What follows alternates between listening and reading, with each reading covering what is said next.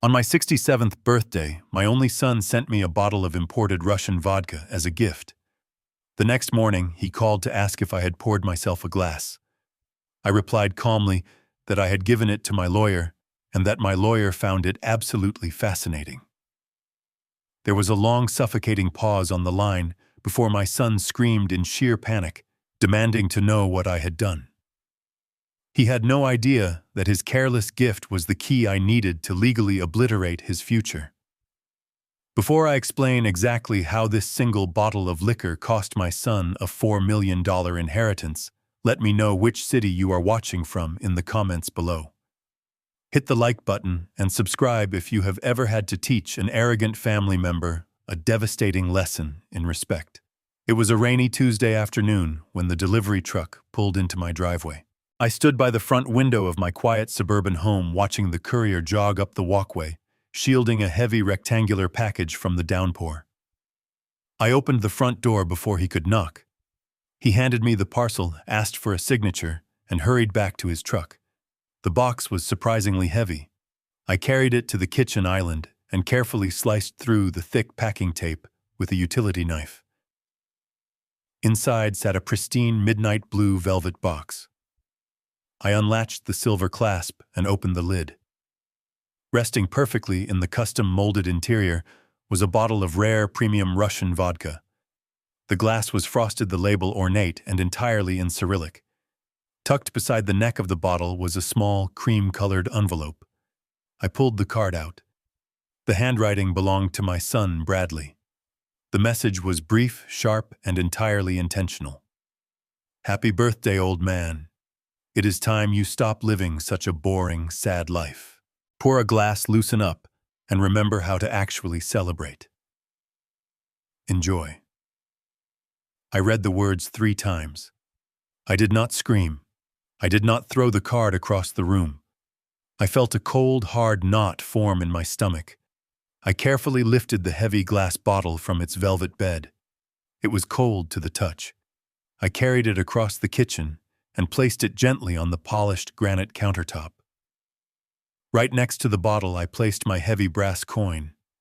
The metal clinked softly against the stone. It was my Alcoholics Anonymous medallion. The engraving clearly stated 12 years of continuous, unbroken sobriety. Bradley knew exactly what that coin meant. He knew the hell I had crawled out of 12 years ago. He had watched me rebuild my life, my marriage to his late mother, and my hardware business from the ground up after alcohol nearly destroyed it all. Yet here he was, placing the exact instrument of my past destruction directly into my hands on my birthday. This was not a misguided joke. This was a calculated strike. I turned away from the bottle and walked to the kitchen sink. I turned on the faucet and let the water run cold.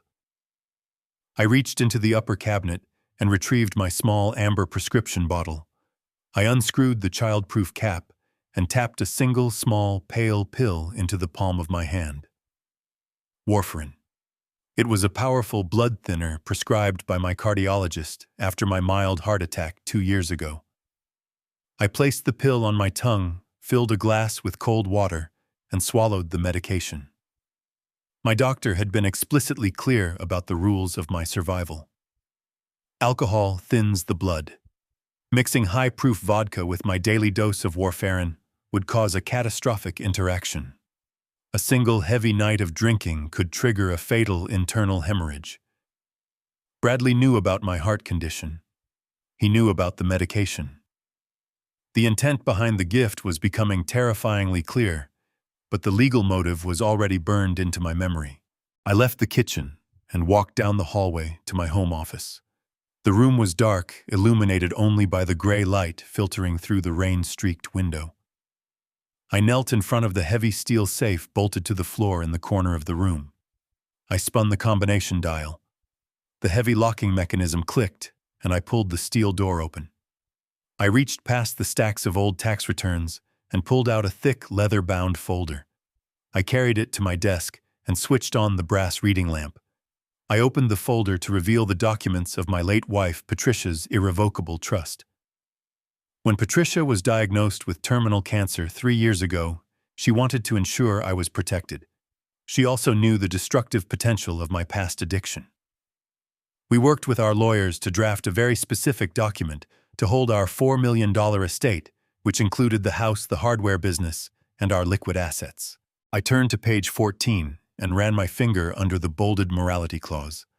The legal language was absolute. I was the primary beneficiary and sole trustee with full access to the wealth provided I maintained my sobriety. The clause stated that if I relapsed and consumed alcohol, I would be deemed unfit. In that exact event, control of the entire $4 million estate would instantly and permanently transfer to our only son, Bradley. I sat back in my leather chair and stared at Patricia's signature at the bottom of the page. Bradley was drowning in debt. I knew he had taken out reckless loans to fund his wife Megan's absurdly lavish lifestyle. They drove imported luxury cars they could not afford and took vacations to the Amalfi Coast while dodging creditors. Bradley needed a massive influx of cash to avoid bankruptcy. He could not wait for me to pass away naturally. He needed control of the trust right now. The bottle of vodka was not just an insult. It was a weapon. He was hoping my 12 years of discipline would crumble on a lonely birthday. He was hoping I would take a drink, violate the morality clause, and hand him the keys to the kingdom. He underestimated me entirely. He assumed my silence over his recent financial requests was a sign of weakness. He was about to learn that my silence was a strategy. I closed the leather folder and locked it back inside the safe. I returned to the kitchen. The bottle of Russian vodka sat exactly where I had left it, mocking me under the recessed lighting. I grabbed the bottle by the neck. I grabbed the birthday card. I walked to the hallway closet, pulled on my heavy wool coat, and grabbed my car keys. I marched out the front door and locked it behind me. The rain was falling harder now, pounding against the driveway.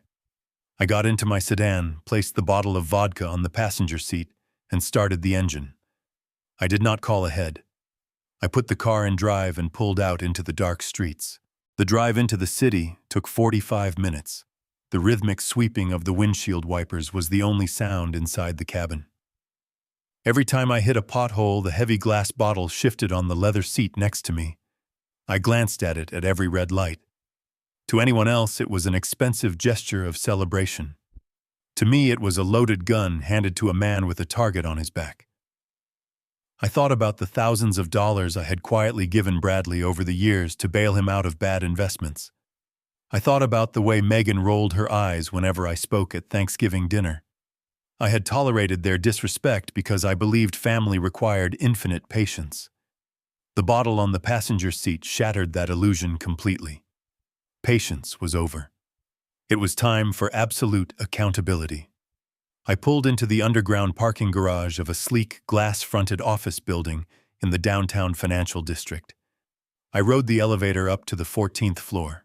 The brass letters on the double glass doors read, "Pierce and Associates." It was past 8 in the evening, but I knew Stuart Pierce would still be at his desk. Stuart was the estate lawyer who had drafted Patricia's trust. He was sharp, relentless, and fiercely loyal to the exact letter of the law. I pushed open the glass doors and walked past the empty receptionist desk. I saw the light spilling out from Stuart's corner office at the end of the hallway. I walked into his office without knocking. Stuart looked up from a stack of legal briefs, pushing his tortoiseshell glasses up his nose. He looked surprised to see me standing there in a wet coat. Before he could offer a greeting, I walked directly to his heavy mahogany desk and set the bottle of vodka down with a solid thud. I placed the handwritten birthday card right beside it. Stuart stared at the bottle. He knew my history. He knew the terms of the trust. He looked up at me, his expression immediately shifting from confusion to deep professional concern. I stood tall, letting the cold anger radiate in my posture. I instructed Stuart to look at the gift. I told him my son sent it to me today. I told him to read the card. Stuart picked up the cream-colored envelope, pulled out the card, and read Bradley's mocking words. I watched Stuart's jaw tighten. He placed the card back on the desk. I did not raise my voice. I spoke with absolute icy precision. I told Stewart that I was formally instructing him to document this event as a direct, premeditated attempt by an heir to induce a breach of fiduciary duty. I wanted a permanent legal record that Bradley Dawson had actively tried to trigger the morality clause of the irrevocable trust to seize the estate. I told Stewart I wanted this documented notarized and added to the official trust file immediately. Stewart nodded slowly. He understood the severity of the maneuver. He stood up from his leather chair, picked up the bottle of vodka by the base to avoid disturbing the neck, and picked up the card. He walked over to the heavy steel evidence safe built into his office wall. He punched in the security code, pulled the heavy door open, and placed the bottle and the card safely inside. He locked the safe and turned back to me. He assured me he would draft the incident report first thing in the morning. I thanked him, turned around, and walked out of the office. The trap was set. Now I just had to wait for Bradley to call and ask if the bait had worked. The morning sun broke through the kitchen blinds, casting long, sharp shadows across the granite island where the velvet box had sat just 12 hours earlier. I was already awake. I had been awake since 4 o'clock in the morning. I stood motionless by the stainless steel coffee maker, watching the dark, rich liquid slowly drip into my heavy ceramic mug. The entire house was completely silent, save for the steady, rhythmic ticking of the antique grandfather clock in the front hallway. I did not feel the usual morning stiffness in my joints today. I felt sharp. I felt completely alert and entirely focused.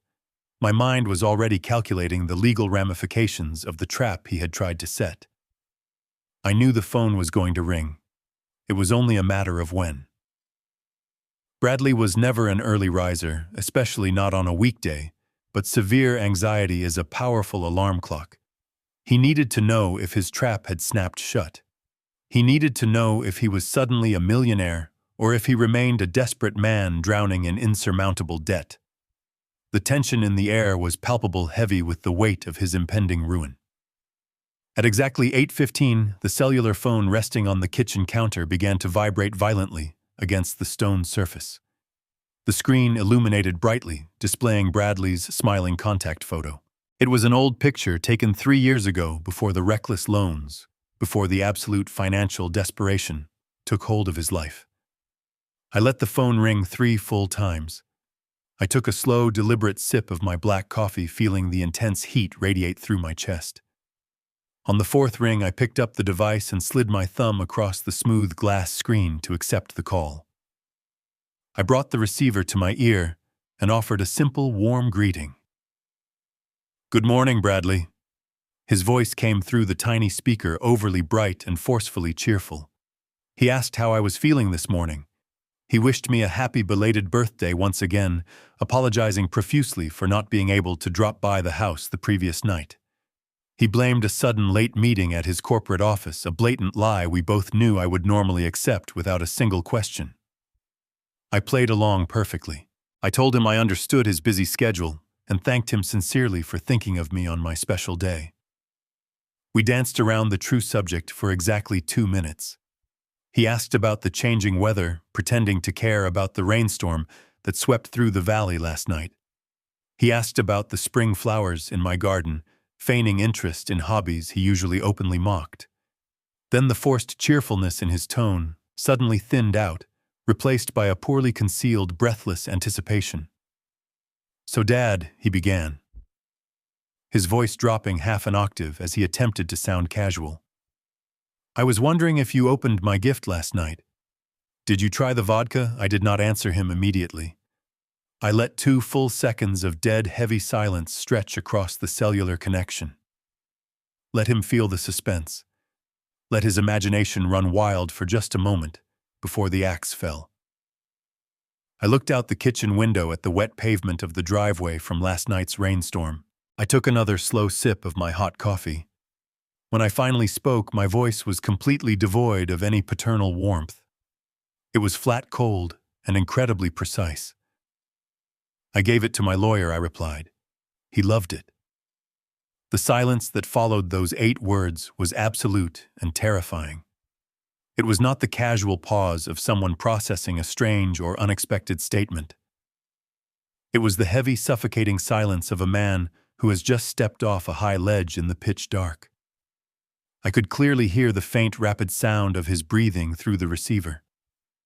I could picture him perfectly standing in his lavishly decorated living room, the color completely draining from his face as the brutal reality of my statement crashed into his carefully constructed malicious plan. He realized instantly that his path to my wealth was now blocked by a massive legal wall. What Bradley finally managed to say. The word was barely a whisper. It was a pathetic, choked sound caught deep in his throat. I repeated myself, articulating each syllable with deliberate, unhurried care. I told him that I drove to Stuart Pierce's downtown office late last night.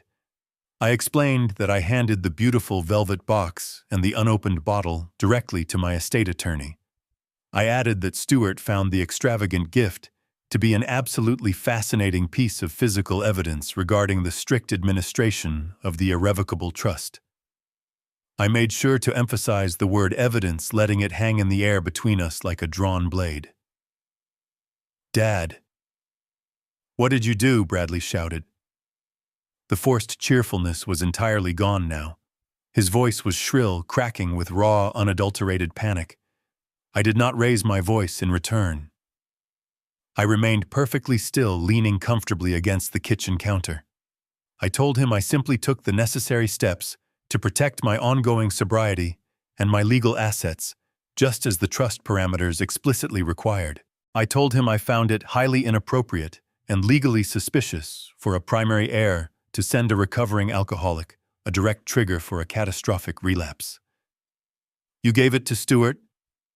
Bradley stammered the words, tumbling over each other in a desperate, frantic rush. "Why would you do that? You were supposed to just keep it in the house.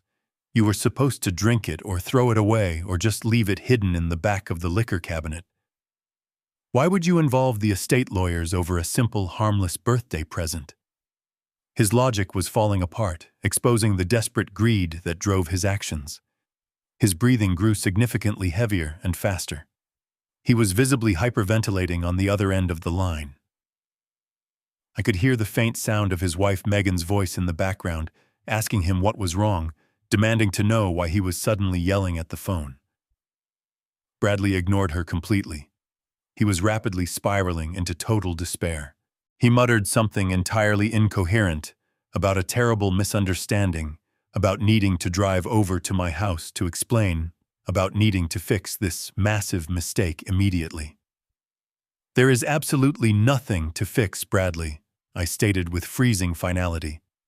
"The gift has been legally documented. The evidence safe is securely locked." I heard a loud, violent clatter through the small speaker, the distinct sound of an expensive smartphone slipping from sweaty fingers and smashing violently against a hardwood floor. A muffled, desperate curse echoed from the fallen device, followed immediately by the sharp, empty beep of the cellular call being abruptly disconnected. He had hung up in sheer terror, or he had dropped the phone and fled the room in blind panic. It did not matter to me. The dial tone hummed steadily and peacefully against my ear. I lowered the phone and placed it gently back on the granite kitchen counter. The heavy steel hook was now set deep in his jaw. The psychological torture had officially begun. I finished the rest of my black coffee, washed the ceramic mug carefully in the sink, and prepared my mind for the next devastating phase of the silent adjustment. Exactly 10 minutes passed since the abrupt and violent end to my phone call with my son. I remained in the kitchen during those 10 minutes. I did not move to turn on the television or pick up a newspaper. I simply stood by the granite island, listening to the quiet hum of the refrigerator and the steady ticking of the clock in the hallway. The silence in the house was profound, but my mind was moving with absolute clarity. I anticipated the next phase of the conflict would begin shortly, perhaps with Bradley driving to my house in a blind panic to demand an explanation or to attempt to recover his lethal gift. I was fully prepared for a physical confrontation if he dared to show his face on my property. However, the next escalation did not come from my son. It came from my attorney. The cellular phone rested on the counter, its black screen reflecting the morning light. It vibrated suddenly, breaking the stillness of the room. The name Stuart Pierce appeared on the caller identification display. I felt a brief wave of surprise. It was highly unusual for Stuart to call this early in the morning unless there was a critical emergency regarding a client portfolio. I picked up the device and accepted the call, expecting him to ask a routine question about the incident report he was supposed to be drafting. Before I could even offer a standard morning greeting, Stuart began to speak. His voice lacked its usual polished, professional cadence. He was breathing erratically, taking short, sharp intakes of air, as if he had just sprinted up a flight of stairs. He did not sound like a high-powered estate attorney. He sounded completely terrified. He asked me if I was alone in the house and if all the doors were locked. I told him I was entirely alone and perfectly safe. I asked him to calm down and explain what was happening. Stuart took a deep breath and began to recount his morning. He explained that he had arrived at his downtown office at 6 o'clock, wanting to get an early start on drafting the formal documentation regarding the attempted trust violation. He opened his heavy steel wall safe and retrieved the velvet box containing the bottle of Russian vodka. He placed it on his large mahogany desk and turned on his bright fluorescent reading lamp to take official high-resolution photographs for the legal file. He wanted to document every single detail of the bottle, the packaging, and the handwritten card before sealing it permanently in an evidence bag. As he leaned in close to photograph the neck of the bottle under the intense light, he noticed an irregularity. The heavy paper tax stamp, which stretches over the cap and down the neck to guarantee the product is untampered, looked slightly misaligned. He pulled a magnifying glass from his desk drawer to inspect it further. Under magnification, the anomaly became undeniable. The paper stamp had a microscopic, jagged tear along its edge. Furthermore, the clear plastic shrink wrap that secured the stamp to the glass was slightly clouded, lacking the flawless transparency of a factory machine seal. Stuart realized he was looking at a thin, almost invisible ridge of clear adhesive. The bottle had not come directly from a distributor or a luxury liquor store. The seal had been painstakingly removed, the bottle had been opened, and the entire packaging had been meticulously glued back together to simulate an untouched product. I listened to Stuart relay this information, feeling the cold knot in my stomach tighten into something much darker. A simple violation of a morality clause was a matter of greed. Opening and resealing a consumable liquid was a matter of deliberate, physical malice. Stuart continued his story, his voice still trembling slightly over the cellular connection. He explained that discovering a tampered asset in a high-stakes trust dispute completely changes the legal protocol. He could no longer simply document the bottle and file it away. He had to assume the contents were chemically altered. Stuart did not want to involve the local police department, immediately knowing that opening an official criminal investigation would completely freeze the administration of the trust and potentially tie up my assets in court for years. Instead, he relied on his private resources. Stuart retains a private investigator for complex corporate espionage cases, a former forensic specialist who operates a highly sophisticated independent laboratory. Stuart called this investigator immediately and demanded he come to the law firm with a mobile testing kit. The investigator arrived at the office 30 minutes later. Stuart watched as the man put on latex gloves, carefully sliced through the fraudulent glue line with a surgical scalpel, and removed the heavy glass stopper. The investigator used a sterile medical syringe to extract a small sample of the clear liquid from the center of the bottle. He placed the liquid into a series of small glass vials and prepared to run a rapid toxicology swab. Stuart explained that they were initially looking for common tampering agents, perhaps cheap rubbing alcohol or industrial solvents meant to cause severe illness and punish me for my sobriety. They were completely wrong. Stuart's breathing grew heavy again as he delivered the final devastating piece of information. The investigator added a specific chemical reagent to the sample. The clear liquid inside the testing vial instantly violently changed color, turning a dark, alarming shade of crimson. The investigator recognized the reaction immediately. He ran a secondary verification panel to be absolutely certain. The results were undeniable. The imported Russian vodka was not just altered, it was heavily lethally laced with massive concentrations of a medical-grade anticoagulant. Stewart paused, letting the silence hang over the phone line, ensuring I was fully comprehending the magnitude of his words. He told me the specific drug. It was warfarin. The name of the medication echoed in the quiet space of my kitchen. I looked involuntarily toward the cabinet, where my own small amber prescription bottle sat. The reality of my son's true intention crashed down upon me with the weight of a collapsing building. This was never about tempting me into a relapse so he could take my money through a legal loophole. The morality clause was just a convenient backup plan. The primary objective was my complete physical elimination. Stewart, recognizing my silence, began to explain the terrifying medical reality that the investigator had outlined for him. I was already taking a carefully monitored daily dose of warfarin to manage my heart condition. My blood was already chemically thinned to the exact threshold of safety. If I had opened that bottle last night to celebrate my birthday, if I had poured myself even a single standard measure of that tainted vodka, the results would have been irreversible.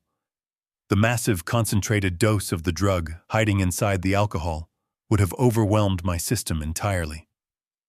Combined with my prescribed medication, my blood would have instantly lost all remaining ability to coagulate. I would not have felt any immediate pain. I would have simply gone to sleep. Within hours, a catastrophic internal hemorrhage would have occurred. I would have bled to death from the inside out, alone in my bed. The sheer cold-blooded genius of the trap left me temporarily speechless. It was a flawless, virtually untraceable method of execution. Bradley had undoubtedly spent weeks researching drug interactions. He had somehow acquired a massive quantity of the prescription pills, likely through illicit means or by stealing them over time. He had crushed them into a fine powder, dissolved them completely into the high-proof alcohol, where they would be tasteless and invisible, and meticulously reconstructed the factory seal. If his plan had succeeded, my body would have been discovered the next morning. The medical examiner would have transported me to the county morgue for a standard autopsy. They would have run a routine toxicology screen and found high levels of warfarin in my bloodstream. They would have also found a significantly high blood alcohol content. The police would have walked into my kitchen, seen my 12-year sobriety medallion sitting next to an empty, expensive bottle of vodka, and they would have immediately closed the case. The official ruling would have been a tragic accidental overdose. The narrative would be simple and pathetic. A lonely, grieving widower unable to cope with another birthday alone finally breaks his sobriety. In his drunken, confused state, he accidentally takes far too many of his own heart pills and quietly passes away in his sleep. There would be no homicide investigation. There would be no suspicion of foul play. The local community would offer their condolences to my grieving son.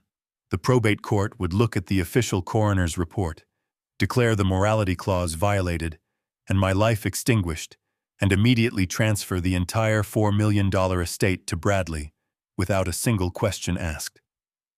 He had designed a murder that legally disguised itself as a suicide. Stewart's voice broke my train of thought. He asked me what I wanted to do. He stated that he had already locked the bottle back inside the evidence safe. He told me that we had enough physical proof to contact the federal authorities right now and have Bradley arrested for premeditated attempted murder. He pleaded with me to let him make the call to the police. I stood in my kitchen looking out the window at the morning sky. I felt a profound, chilling calmness wash over my entire body. The lingering, foolish hope that my son was simply misguided was completely eradicated. He was a predator who had smiled in my face while handing me a loaded weapon. A simple arrest was no longer sufficient. If he went to prison now, he would still have his wife, he would still have his hidden assets, and he would still believe he had almost outsmarted me. I needed to dismantle his entire existence. I needed to strip away every single resource he possessed before I delivered the final blow. I spoke into the phone, my voice steady and completely devoid of fear.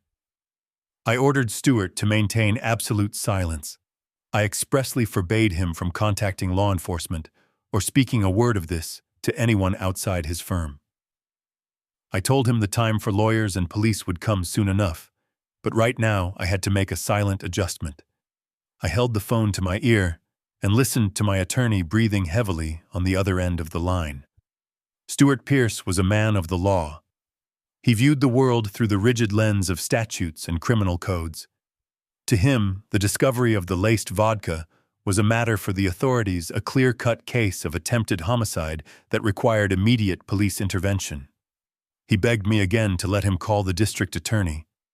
He insisted that we had the physical evidence, the chemical analysis, and the motive neatly wrapped up. I told him no. I told him that calling the police right now was the absolute worst action we could take. I explained my reasoning with cold, methodical precision. If we called the police today, Bradley would be arrested. He would be handcuffed and placed in a holding cell. That sounded like justice to a lawyer, but it did not sound like justice to me. Bradley would immediately invoke his right to remain silent. He would hire a ruthless criminal defense attorney using the very money he had systematically siphoned from my own accounts. His lawyer would argue that anyone could have tampered with that bottle in transit. They would introduce reasonable doubt. They would argue circumstantial evidence. The postal system is notoriously unsecure, they would claim. Bradley might even make bail within 48 hours. He would go home to his luxurious house, sit with his equally greedy wife, Megan, and prepare for a long, drawn-out legal battle. He would have the luxury of time to hide his remaining assets. He would have time to prepare his lies and coordinate his defense. I refused to give him that time. I refused to let him fight me on his own terms in a sterile courtroom. I wanted him completely dismantled before the police ever knocked on his door. I spoke into the receiver, my voice steady and commanding. I told Stewart that a simple arrest was far too good for a son who tries to assassinate his own father for a financial payout. Prison is a punishment for ordinary criminals, but I wanted total, absolute annihilation. I wanted him to lose his house, his cars, his marriage, and his dignity before he ever saw the inside of a jail cell. I wanted to trap him in a financial and psychological vice, tightening it slowly until his entire reality cracked and shattered under the immense pressure. I demanded that Stewart take the evidence bag containing the tampered bottle, place it inside the deepest part of his firm's secure vault, and forget it existed until I specifically gave him the signal. Stewart protested weakly, citing his ethical obligations as an officer of the court and his fear for my immediate safety. I reminded him that I was perfectly safe now that I knew exactly what my enemy was planning. I reminded him that I was his primary client.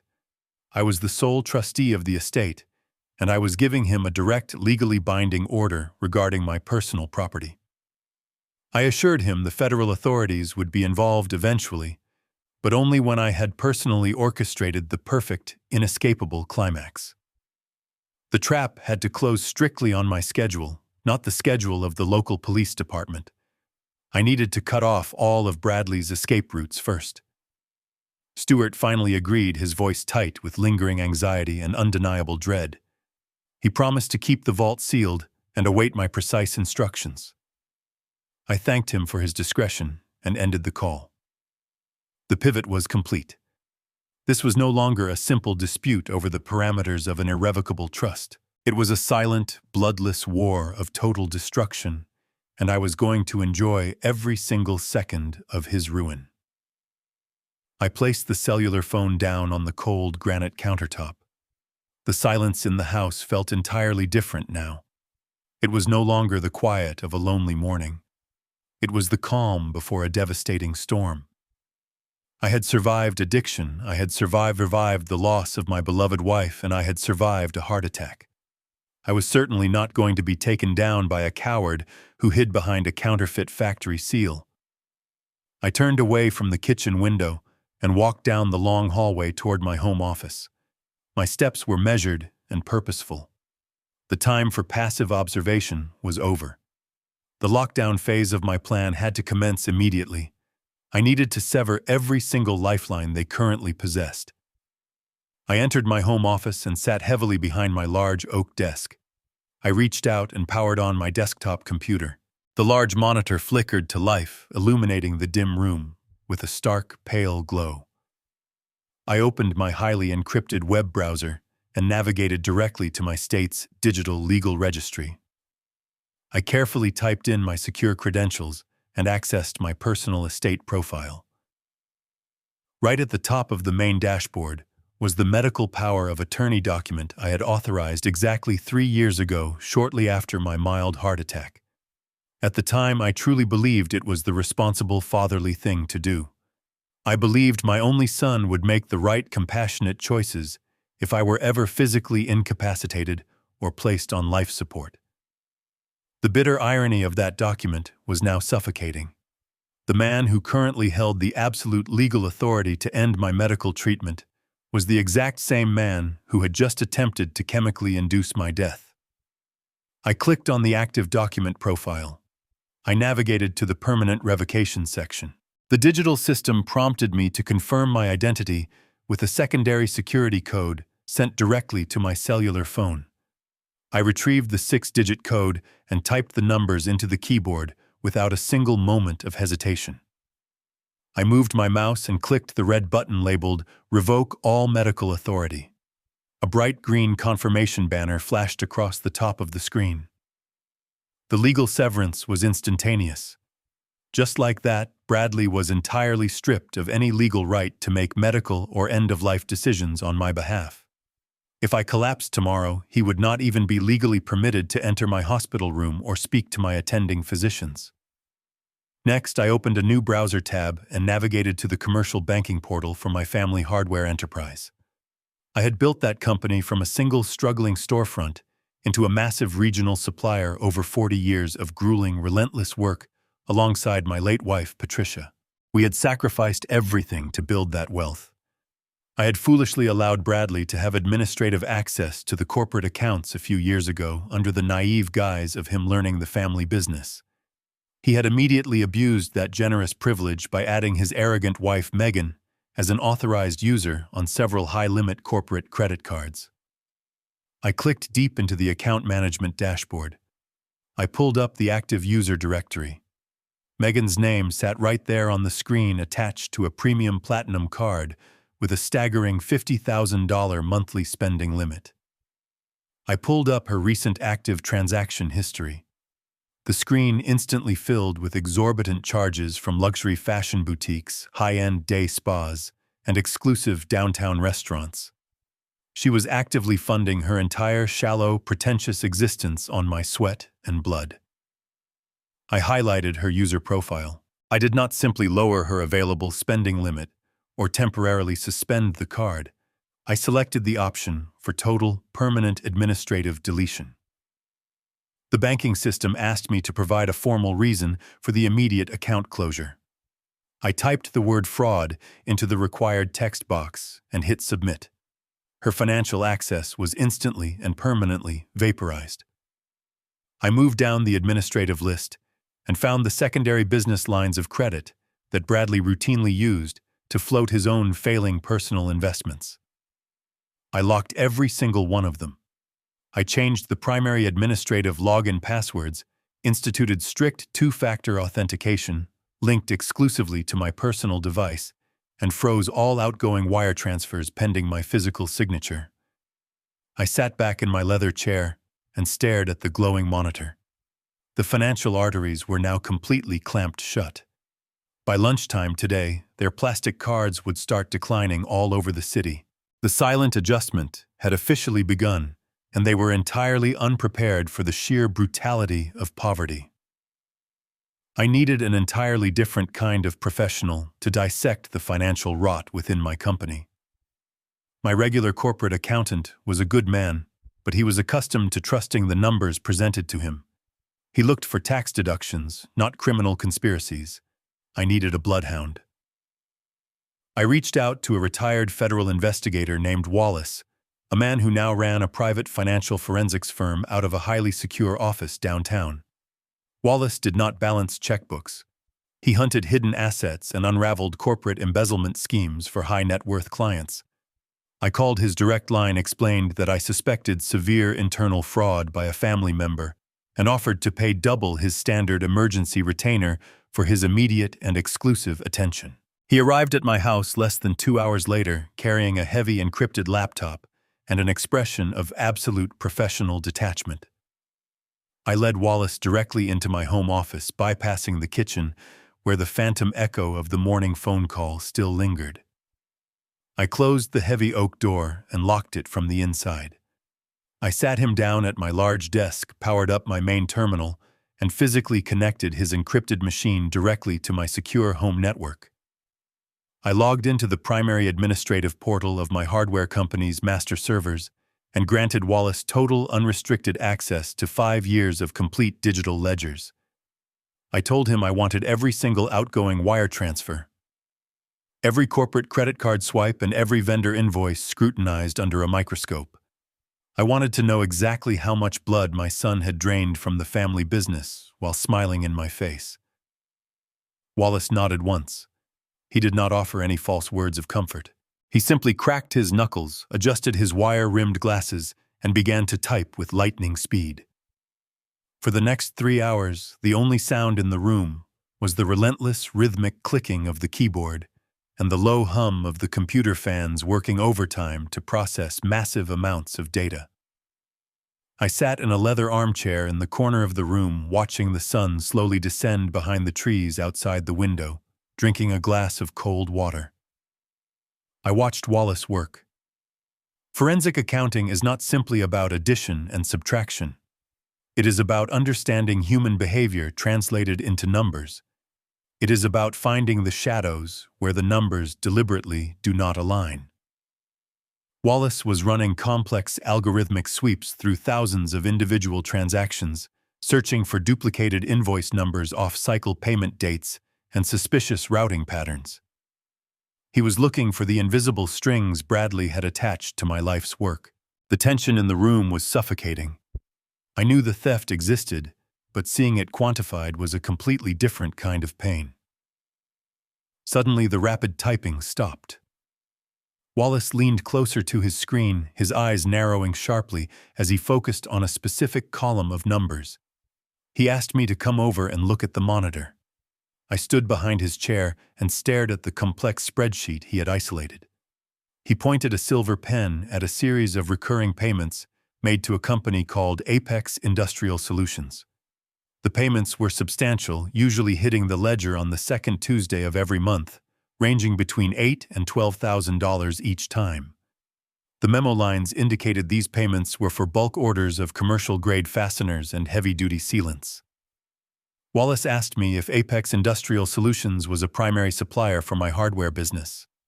I looked at the name glowing on the monitor. In 40 years of running the company, I had never once authorized a single purchase order for a vendor by that name. I told him we purchased all our industrial fasteners directly from a dedicated manufacturer in Ohio, a company we had used exclusively since 1998. Wallace nodded, expecting that exact answer. He pressed a few keys, diving deeper into the banking metadata attached to the Apex vendor profile. Within seconds, he pulled up the corporate registration documents for the supposed supplier. Apex Industrial Solutions was not a sprawling manufacturing plant. It was a completely hollow limited liability company registered to a digital mail drop box in a neighboring state. It was a ghost vendor. Bradley had used his administrative access to create a fictitious supplier inside our payroll system. He had meticulously generated fake digital invoices for inventory that never actually existed and authorized the payments himself. The money was wired directly from my corporate operating accounts straight into the ghost vendor's bank account. It was textbook corporate embezzlement executed with an arrogant, sloppy confidence. But Apex was not the only one. Once Wallace knew the specific digital fingerprint of Bradley's fraud, he unleashed his software to hunt for identical patterns across the entire 5-year ledger. The screen began to populate with red flags. 3 more ghost vendors appeared in rapid succession. One claimed to provide warehouse maintenance services, Another supposedly handled targeted digital marketing, and the third billed us for non-existent corporate consulting fees. The total sum of the stolen money began to tally at the bottom of the screen, the numbers rolling upward like a slot machine in a nightmare. Wallace cross-referenced the outgoing wire transfers with the dates Bradley had been granted administrative privileges. The timeline matched flawlessly. The final calculated sum sat glaringly at the bottom of the spreadsheet. $314,000. My son had systematically robbed me of over $250,000 in just under 36 months. The sheer scale of the theft was staggering, but I needed to know exactly where the stolen funds had ultimately landed. Proving the money left my company was only the first half of the equation. I needed the final destination to complete the trap. Wallace traced the routing numbers from the 4 ghost vendor accounts. The money did not sit in those accounts for long.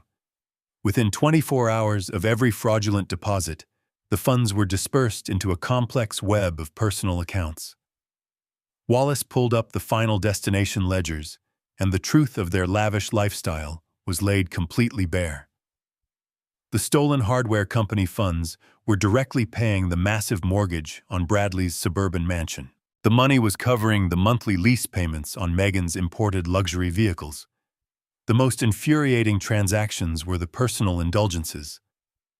I saw tens of thousands of dollars wired directly to high-end travel agencies for their frequent European vacations. I saw massive payments to exclusive country clubs and luxury fashion boutiques, perfectly aligning with the exorbitant credit card bills I had reviewed earlier. Bradley had essentially turned my life's work into his own personal, unregulated, automated teller machine, financing a life of pure delusion while smiling at me across the Thanksgiving dinner table. He had stolen my money to build a kingdom of lies, and then he had sent me poison to ensure I could never ask for it back. Wallace turned to me, his face grim, and asked if I wanted him to compile the evidence into a formal legal dossier suitable for federal prosecution. I looked at the undeniable proof of their profound betrayal glowing on the monitor. The physical attempt on my life was hidden in a vault, and now the massive financial fraud was completely documented. I told Wallace to print every single page and place it into a thick, secure folder. The arsenal was rapidly growing, and I was entirely ready for the next phase of the operation. The drive up the winding mountain road took exactly 2 hours. I left the suffocating steel and glass of the city behind, trading the heavy afternoon traffic for the quiet, dense canopy of the northern pine forests. I needed the crisp, cold air. The forensic audit had completely exhausted my spirit, and I needed to touch something real, something grounded in honesty. My lakeside cabin was the only true sanctuary I had left in the world. I had purchased the remote 3-acre plot of land over 40 years ago, back when my hardware business was just a single, struggling storefront on a forgotten avenue. My late wife Patricia and I spent our precious weekends clearing the dense underbrush entirely by hand. We poured the heavy concrete foundation together, our hands covered in gray dust. We laid the massive cedar logs one by one, measuring and cutting each piece to build a quiet, unpretentious refuge far away from the relentless noise of the world. It was a sacred place holding decades of beautiful, untainted memories. It was completely untouched by the greed and the lies that had recently infected my life in the city. Or so I foolishly believed as I gripped the steering wheel. I turned my car off the main paved highway and onto the familiar narrow gravel access road that led directly down to the deep blue water. The thick, towering trees usually provided a tunnel of absolute meditative silence, but today the air was vibrating with a strange, unnatural hum. As I navigated the final sharp curve before the property line, my foot instinctively slammed down on the brake pedal. The loose gravel crunched loudly beneath my tires as the car came to a sudden sliding halt, leaving deep grooves in the dirt. I sat frozen behind the steering wheel, staring through the windshield, in absolute paralyzing disbelief. The quiet, undisturbed sanctuary I had built with my own 2 hands was completely gone. In its place was a sprawling, obnoxious spectacle of commercialized luxury.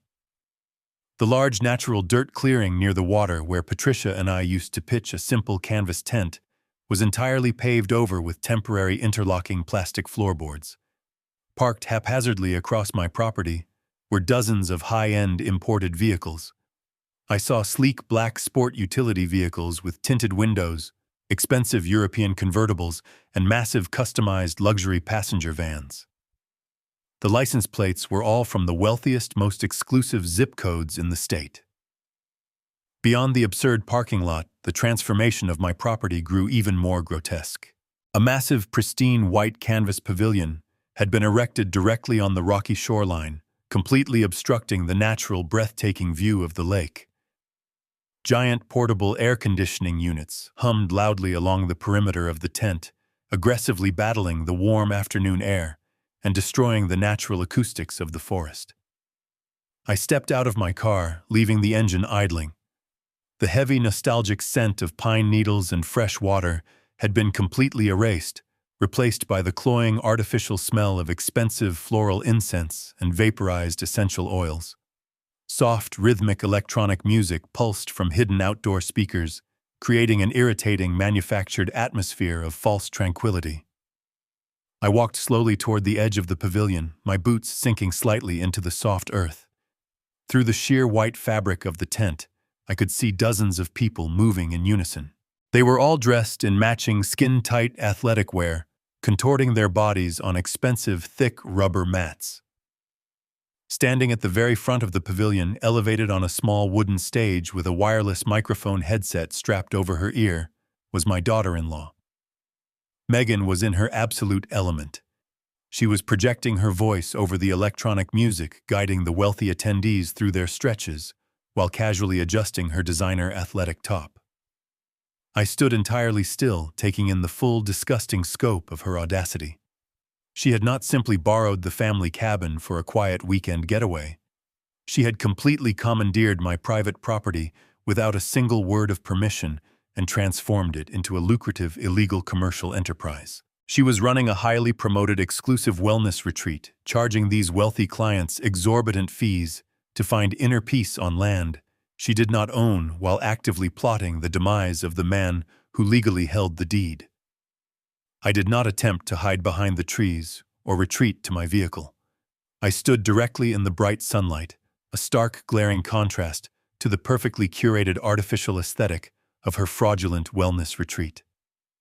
I was wearing my faded denim work jeans, a simple plaid flannel shirt, and heavy leather work boots covered in thick dust from the gravel road.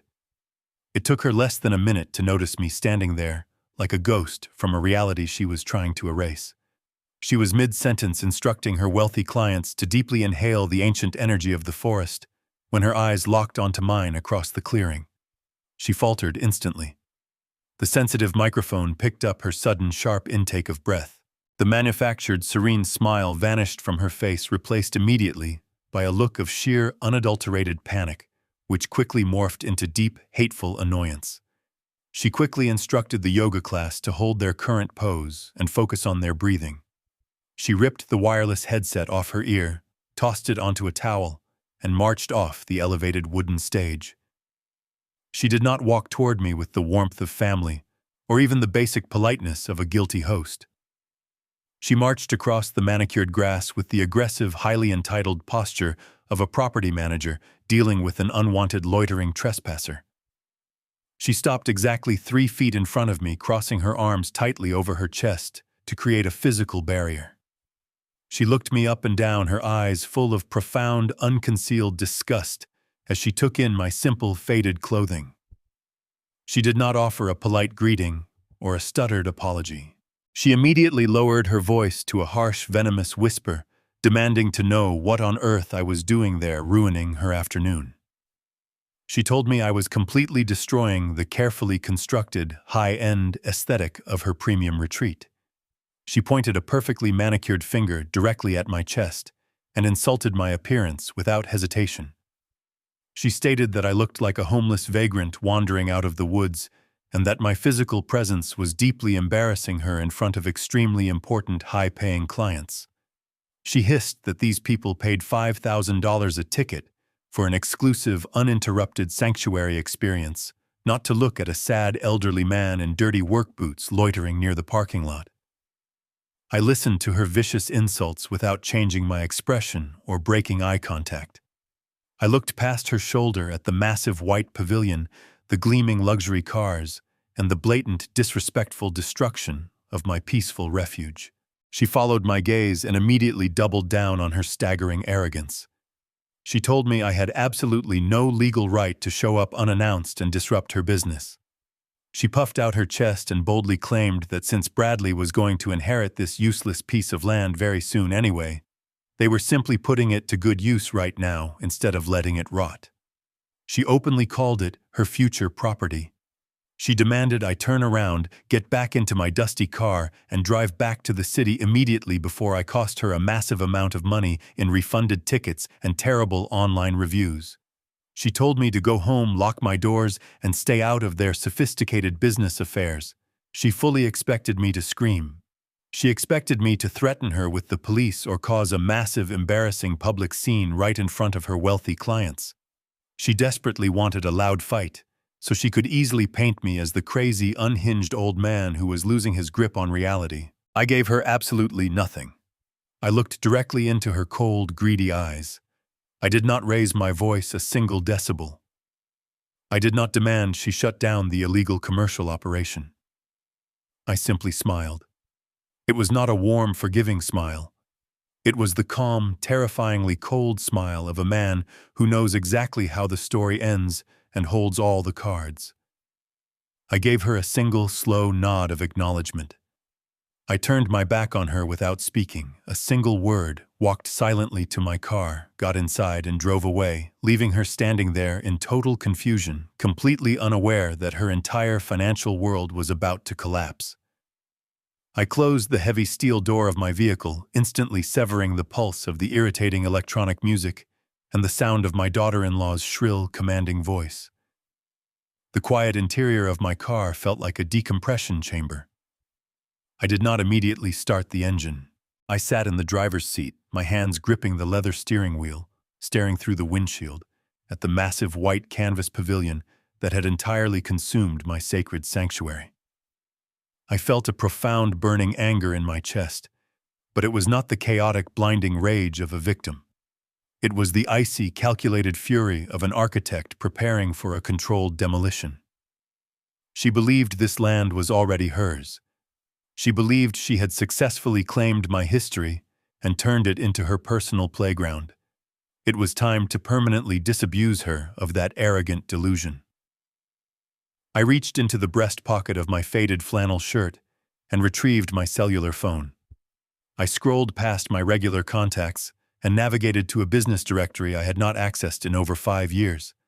I found the number for a massive regional commercial land developer. The man who owned the firm, a ruthless corporate negotiator named Caldwell, had spent the better part of the last decade aggressively trying to purchase my lakeside property. He wanted to bulldoze the old growth pine trees, pave over the natural dirt paths, and construct a massive multi-story luxury resort, complete with a private marina. For 10 years, I had firmly and repeatedly rejected his incredibly lucrative offers, telling him the land was a family legacy and absolutely not for sale at any price. Today, the legacy was dead. I pressed the call button and held the phone to my ear. Caldwell answered on the second ring, his voice booming with forced corporate cheerfulness. I did not waste a single breath on pleasantries or small talk. I spoke with absolute uncompromising authority. I told Caldwell that my circumstances had permanently changed and that the 3-acre lakeside parcel was officially on the market. The silence on the other end of the line was thick with sudden greedy anticipation. Before he could launch into his standard aggressive negotiation tactics, I laid out my exact, non-negotiable terms. I told him I was willing to sell him the entire property, including the existing cabin structure and the deep water access rights for exactly 60% of the current market value. I was offering him a staggering, unprecedented discount that would guarantee him millions in immediate equity. Caldwell let out a low whistle of disbelief. He was a seasoned predator, and he immediately knew a distressed sale when he heard one. He cautiously asked what the catch was. I told him there were exactly two absolute conditions to this transaction. First, it had to be an entirely cash-funded purchase. I would not accept any bank financing contingencies, appraisal delays, or drawn-out corporate board approvals. Second, the entire legal transaction from the initial contract signing to the final transfer of the property deed had to be completed and filed with the county clerk in exactly 4 days. If the money was not sitting securely in my private bank account by noon on Friday, the deal was permanently off the table. Caldwell did not hesitate for more than 3 seconds. A 40% discount on prime waterfront real estate was a generational bargain.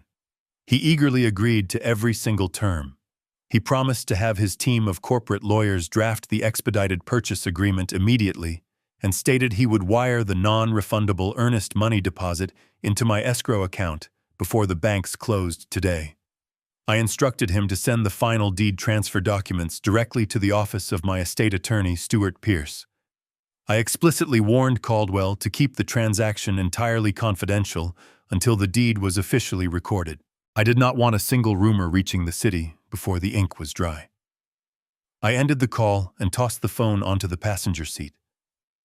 I looked out the windshield one last time at the pristine white pavilion and the wealthy clients twisting on their expensive rubber mats.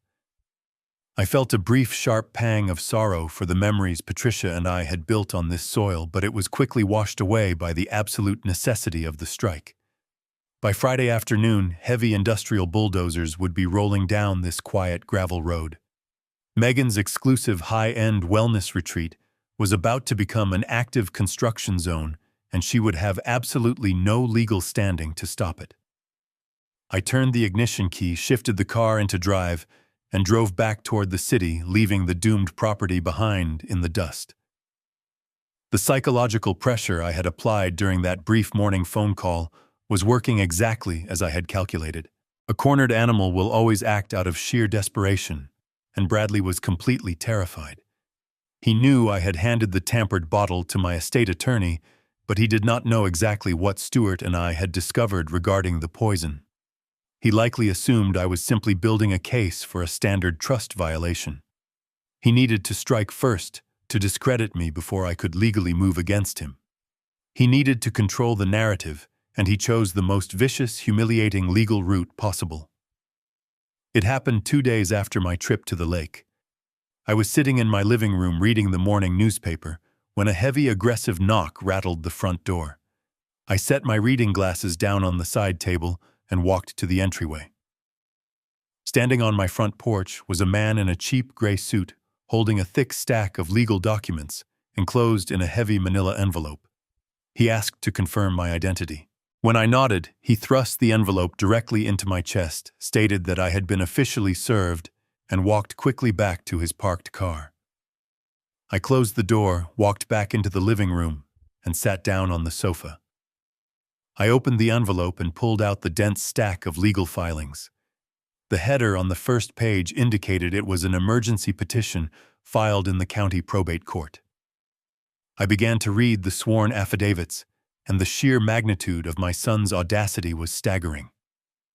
Bradley was officially suing for immediate involuntary medical guardianship over my person and my entire estate. He was legally petitioning the court to strip me of my fundamental civil rights, seize control of all my bank accounts, and force me into a locked psychiatric facility. The narrative he had constructed for the judge was a masterpiece of malicious fiction. In his sworn statement, Bradley claimed that I had suffered a catastrophic mental breakdown following my recent birthday. He stated under penalty of perjury that I had violently relapsed into severe alcoholism after over a decade of sobriety. He painted a tragic, pathetic picture of an elderly man suffering from rapid onset dementia, wandering around a large, empty house in a drunken stupor. He claimed I was a profound danger to myself and an immediate threat to the financial stability of the family hardware business.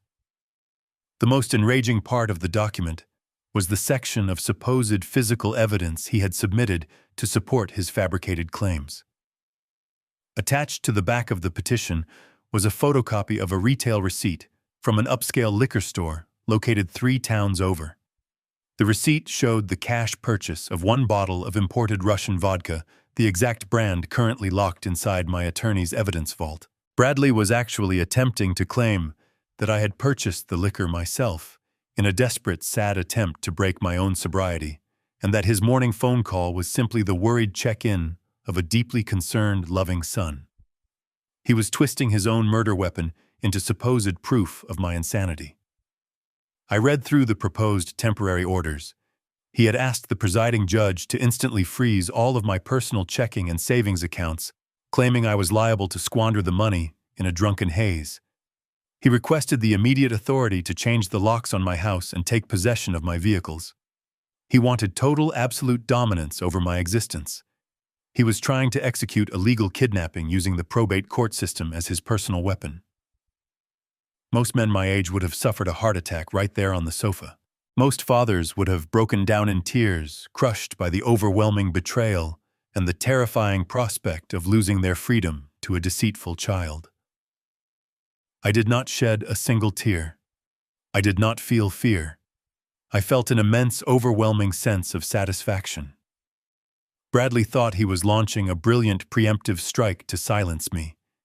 He did not realize he was just blindly sprinting into a minefield I had meticulously laid out for him.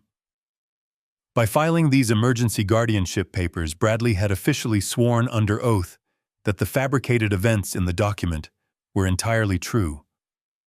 He had committed flagrant perjury in a court of law. He had submitted falsified retail documents as physical evidence. He had elevated his crime from a private family dispute to a severe federal offense. When the time came to present the forensic audit and the toxicology report, the judge would not merely dismiss his petition. The judge would see a man who had attempted to use the judicial system to facilitate an assassination and a massive corporate theft. I placed the thick stack of court documents neatly on the coffee table. I picked up my cellular phone and dialed Stuart Pierce.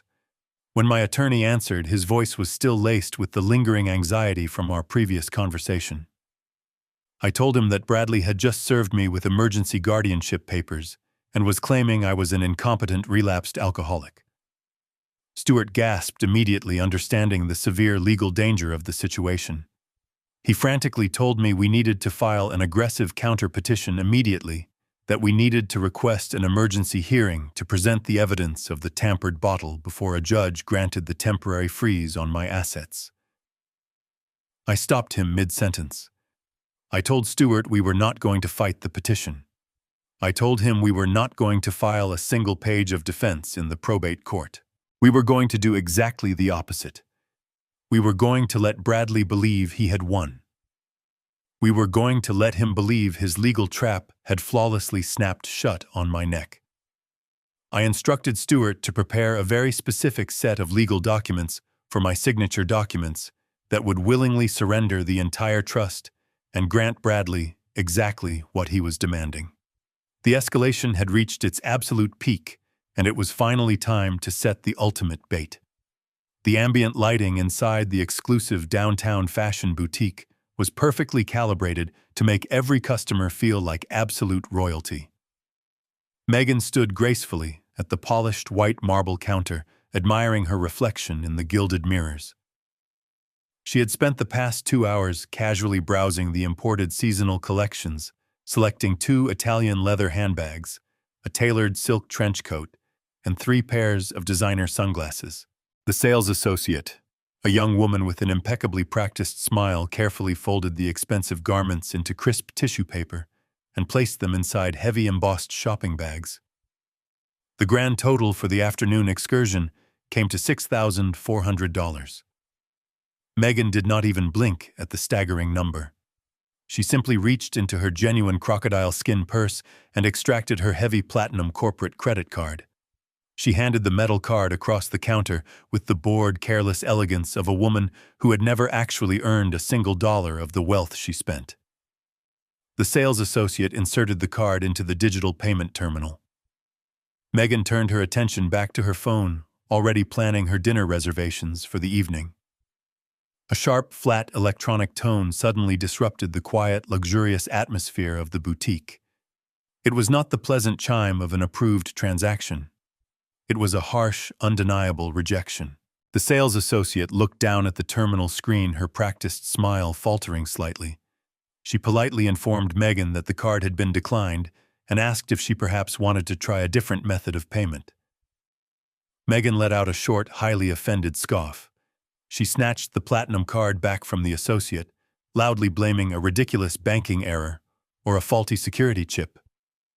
She dug back into her purse and retrieved her secondary card, the gold business line of credit directly tied to my hardware company.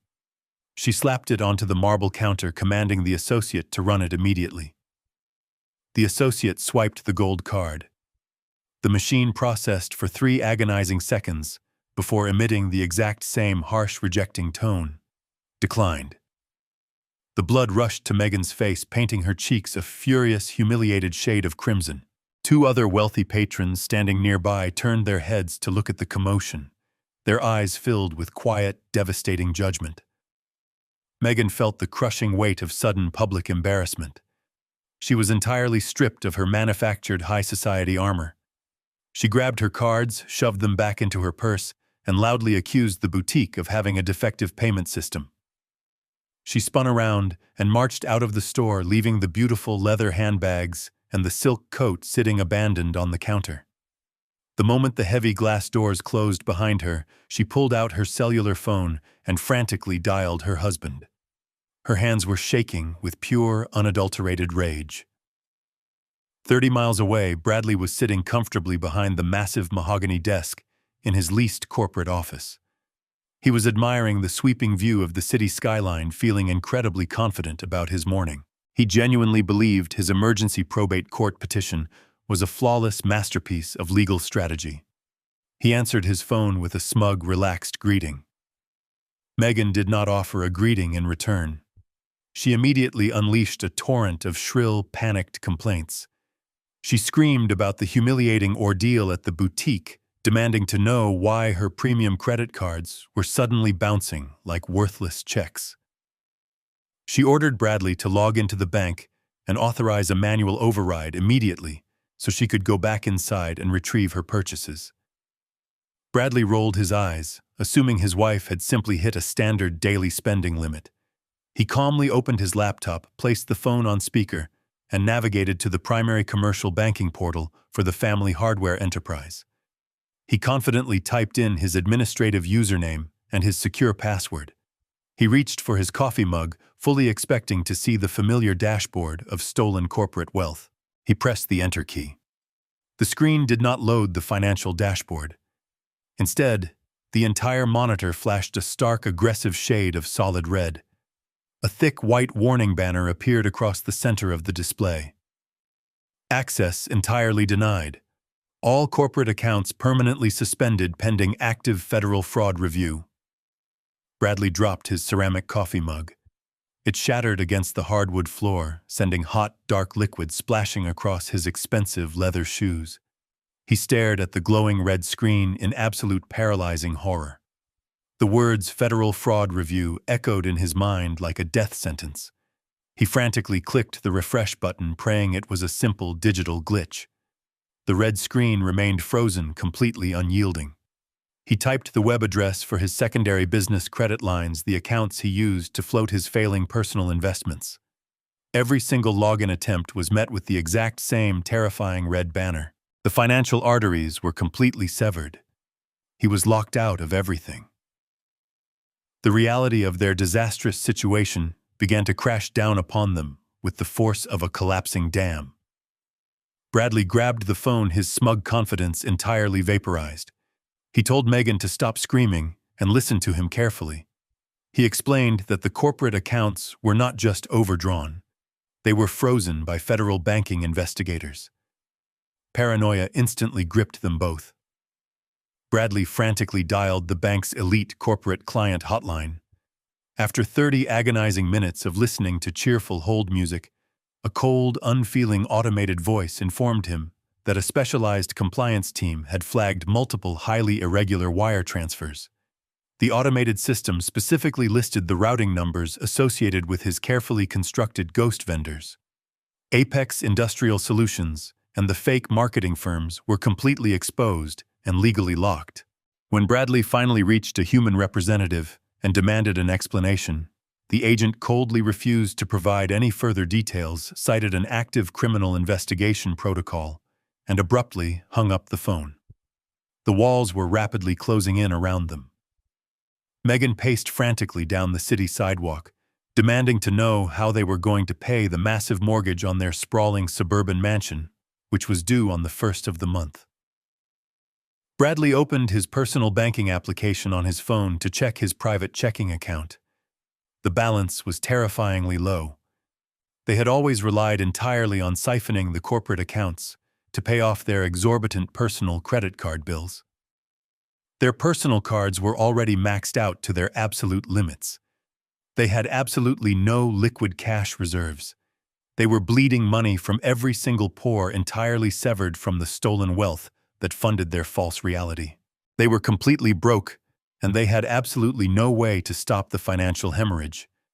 Yet the most beautiful, satisfying part of their entire panic was their absolute blindness. Their staggering arrogance completely shielded them from the truth. As they frantically argued over the phone, desperate to find a solution, they never once connected the federal banking freeze to my master plan. They assumed a highly sophisticated bank algorithm had finally detected their sloppy accounting practices. They assumed an anonymous corporate whistleblower had tipped off the Internal Revenue Service. They believed this was a tragic, terrible coincidence. They never suspected the quiet elderly man they were currently trying to lock inside a psychiatric ward. In their panicked minds, I was just a sad, relapsed alcoholic suffering from severe dementia, completely unaware of the world around me. They genuinely believed that if they could just push the emergency guardianship petition through the probate court and seize total legal control of my estate, they could somehow use my clean personal funds to override the banking freeze and save themselves from federal prison. They were sprinting directly into the final trap, driven entirely by their own insatiable greed and blind desperation. I left the thick stack of emergency guardianship papers resting on the glass coffee table in my living room. I did not throw them in the trash, nor did I burn them. They were physical proof of his perjury, and I would need them later. I walked slowly down the long hallway toward my home office, my footsteps echoing in the quiet house. The late afternoon sun was beginning to set, casting long, dark orange shadows across the hardwood floorboards. The financial lockdown I had initiated earlier that morning had clearly pushed them to the absolute brink of panic, prompting their vicious legal strike. Now it was time to release the pressure valve just enough to lure them out of their defensive posture. It was time to give my son exactly what he thought he wanted. I sat heavily behind my large oak desk and powered on my desktop computer.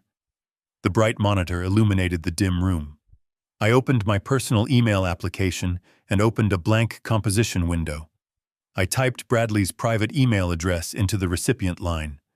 I leaned back in my leather chair, interlaced my fingers, and took a deep centering breath. I needed to completely suppress my anger, my pride, and my cold calculation. I needed to channel the exact pathetic persona he had maliciously described in his fraudulent court documents. I needed to become the defeated, broken, and terrified old man he firmly believed me to be. I placed my fingers on the keyboard and began to type. Every single word was meticulously chosen to feed his massive, incredibly fragile ego. I did not use the formal, commanding tone I usually employed for our business correspondence. I used the desperate, pleading voice of a father who had finally been crushed by the unbearable weight of his own failures. I began the email by acknowledging the receipt of the probate court summons. I told him that reading those aggressive legal documents had physically and mentally destroyed me. I lied with absolute, unwavering conviction. I wrote that the sheer shock and profound heartbreak of his betrayal had triggered a severe, agonizing angina attack. I claimed I had spent the entire afternoon sitting on the floor, clutching my chest in absolute agony, terrified that my failing heart was finally giving out under the immense pressure. I told him my cardiologist had explicitly warned me that the extreme stress of a public, humiliating courtroom battle would undoubtedly be fatal. I let the pathetic narrative breathe, ensuring every sentence dripped with submission. I moved to the next paragraph, focusing entirely on an unconditional surrender. I typed that I was simply too old, too sick, and too deeply exhausted to fight my own flesh and blood anymore. I told him that if total control of the estate was what he truly desired, he had decisively won the war. I offered to completely and voluntarily surrender my position as the sole trustee of Patricia's irrevocable trust. I offered to sign over total executive control of the family hardware business, including all voting shares, and transfer all liquid assets directly into his name. I painted it as the final desperate concession of a dying man who just wanted the emotional pain to stop. I told him I was ready to hand him the keys to the entire kingdom without another word of protest. I added one final crucial condition to make the bait completely irresistible to a cornered animal. I wrote that I would sign all the transfer documents immediately provided he formally withdraw the emergency guardianship petition the moment the ink was dry. I begged him not to force me into a locked psychiatric facility. I pleaded for the basic human dignity to live out my final quiet days in peace without the unbearable shame and public spectacle of a competency trial. I ended the email not with my formal legal signature, but simply with the word "Dad." I read the entire message twice from top to bottom. It was a flawless masterpiece of manufactured despair. It was the exact validation his malignant narcissism desperately craved. I moved my mouse and clicked the send button. The digital message vanished into the ether, carrying the final lethal trap directly to his inbox. 30 miles away, the atmosphere inside Bradley and Megan's leased suburban mansion was thick with sheer panic and bitter mutual recrimination. They were still reeling from the catastrophic freezing of their corporate banking accounts. Megan was pacing the expensive hardwood floor of their kitchen, aggressively demanding immediate solutions to their sudden poverty. Bradley was sitting at the granite counter, his head in his hands, frantically searching his mind for a way to untangle the federal fraud review before the authorities arrived at his door. Then the sharp, distinct chime of an incoming electronic message echoed from Bradley's cellular phone. He snatched the device, his bloodshot eyes scanning the notification screen. When he saw my name listed as the sender, he hastily swiped the screen to open the message. He read the email in absolute breathless silence. As his eyes tracked across the paragraphs of my manufactured surrender, his physical posture completely transformed. The slumped, terrified shoulders of a man facing imminent federal prison were instantly replaced by the arrogant, puffed-up stance of a victorious conqueror. A slow, incredibly cruel smile spread across his face. He let out a loud, triumphant bark of laughter that startled his wife. He called Megan over to the counter, shoved the cellular phone into her hands, and ordered her to read my message. Megan snatched the device and quickly absorbed my pathetic, pleading words. The deep public humiliation she had suffered at the luxury boutique earlier that afternoon vanished instantly from her mind. She looked up at her husband, her eyes gleaming with pure, unadulterated greed and vicious satisfaction. They did not feel a single ounce of guilt or basic human compassion for my supposed failing heart. They did not care that I claimed to be sitting alone in physical agony. They only saw the immediate total capitulation of their enemy. They openly celebrated my pain. Bradley loudly mocked my weakness, declaring to his wife that the extreme pressure of the probate court petition was a stroke of absolute tactical genius. He bragged that he had finally broken my stubborn, outdated spirit and forced me to face the reality of his superiority. Megan immediately began calculating how fast they could liquidate the hardware company's remaining physical inventory to unfreeze their frozen cash flow. They genuinely and foolishly believed my voluntary surrender would automatically override the federal banking freeze. They were completely blinded by the glittering, intoxicating illusion of an immediate $4 million payout. Bradley did not wait long to reply. He wanted to secure the absolute victory before I could supposedly regain my strength or change my mind. My desktop computer chimed with his response less than 20 minutes later. His email was dripping with false magnanimity and poorly concealed desperate eagerness. He wrote that he was incredibly relieved I had finally come to my senses and accepted my own limitations. He formally agreed to withdraw the guardianship petition, blatantly lying, by claiming he never actually wanted to put me in a psychiatric facility, but simply needed me to recognize my own medical incompetence. He demanded we execute the legal transfer immediately aggressively, suggesting we meet first thing the very next morning to finalize the paperwork. I replied instantly, setting the precise physical stage for his absolute destruction. I told him my house was too cluttered, and my attorney's downtown office was far too intimidating for my current fragile state. I insisted we meet at the main boardroom of the hardware company headquarters at exactly 10 o'clock the following morning. I told him it was only fitting to hand over the family legacy in the exact room where Patricia and I had built it. I instructed him to bring the necessary surrender documents and his own legal counsel to ensure everything was handled quickly, legally, and quietly. Bradley agreed to the terms without a single moment of hesitation or suspicion. He thought I was simply choosing a nostalgic, sentimental location for my final, humiliating defeat. He did not realize I had specifically chosen the corporate boardroom because it possessed heavy, solid oak doors, completely soundproof walls, and absolutely no secondary exits. The meeting was set in stone. The bait had been completely swallowed. They were walking straight into the slaughterhouse, entirely convinced they were arriving at a coronation. The morning sun had barely crested the city skyline when I pulled my vehicle into the secure underground parking garage of the federal building downtown. I did not wear the faded flannel shirt and work boots from the lake. I wore a tailored charcoal suit, a crisp white shirt, and a dark silk tie. I dressed for a funeral, but it was certainly not going to be mine. I carried a heavy black leather briefcase containing the absolute destruction of my only son.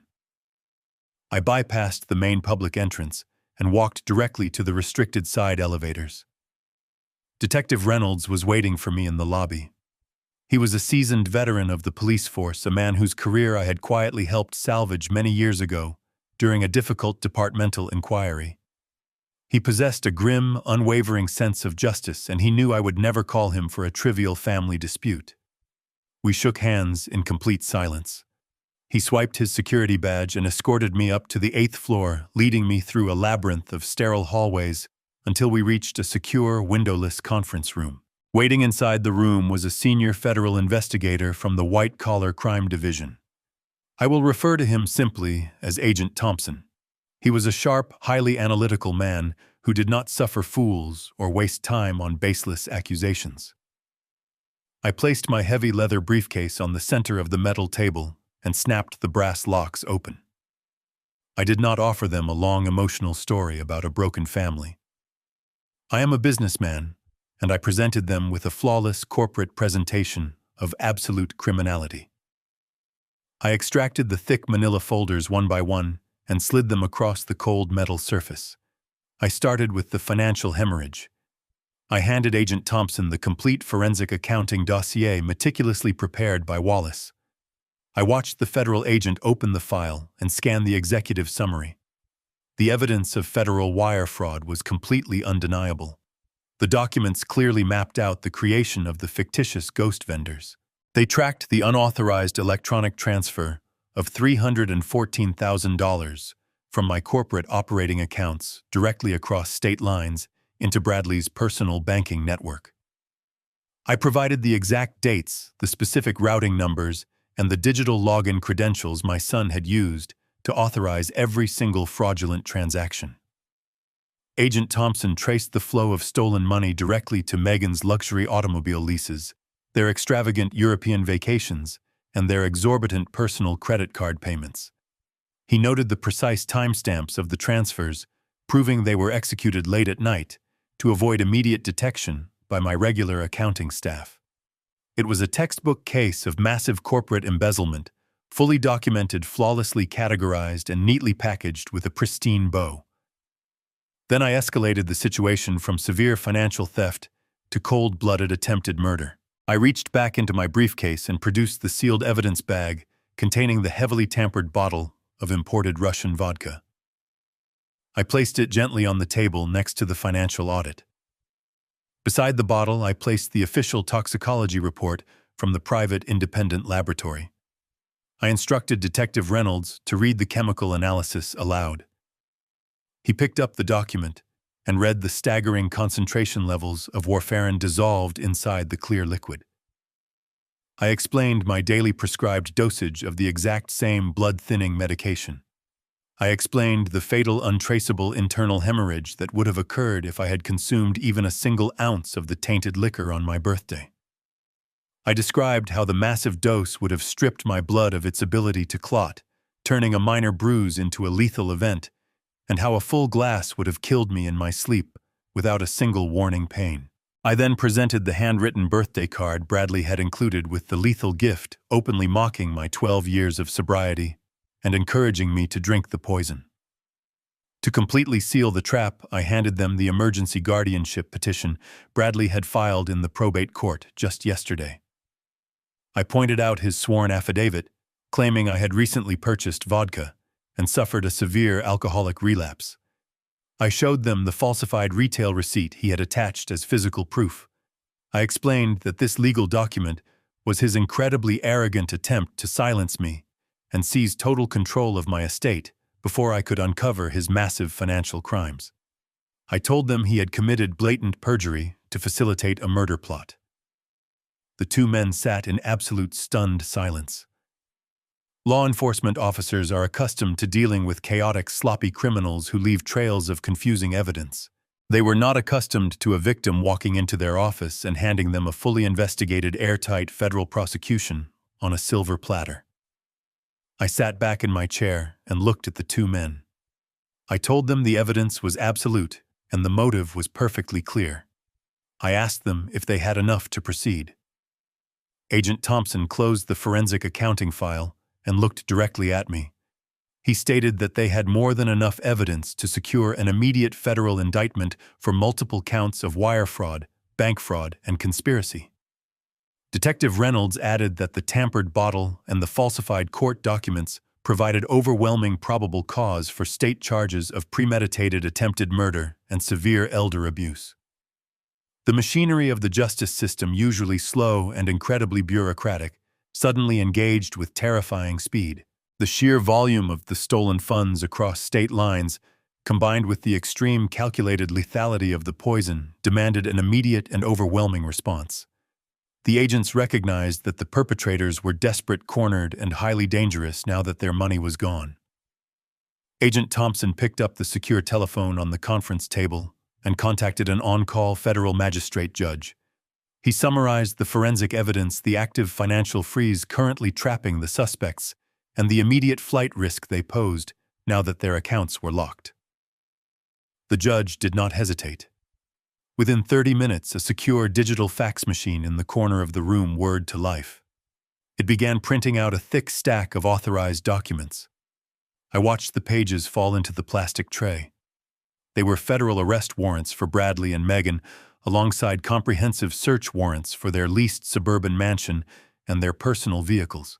The legal authorization for their total destruction was officially signed and stamped. Detective Reynolds grabbed his radio and began coordinating with the local tactical units to execute the warrants at their residence. I immediately raised my hand and stopped him. I told them I did not want my son arrested in the quiet privacy of his own home. I did not want him dragged out of bed in the middle of the night, where no one could see his humiliation. I wanted his arrest to be a monumental, inescapable public spectacle that shattered his arrogance at its absolute peak. I wanted him to feel the exact moment his entire reality collapsed. I explained the trap I had carefully laid out the previous evening. I told them about the pathetic, pleading email I had sent and the meeting I had scheduled for 10 o'clock tomorrow morning in the main boardroom of my hardware company headquarters. I explained that Bradley and his arrogant lawyer would be walking into that room absolutely convinced they had broken my spirit and won the war. They would be expecting me to sign over total executive control of a $4 million empire. I told the federal agent and the detective that I wanted the arrest to happen exactly there in that specific room right at the moment He reached across the table to claim his unearned crown. I wanted him to fall from the highest possible altitude. Agent Thompson looked at Detective Reynolds, a faint smile of professional respect crossing his stoic face. They agreed to my highly specific terms. We spent the next hour coordinating the exact tactical movements. Federal marshals would secure the perimeter of the corporate building. Plainclothes officers would take positions in the lobby.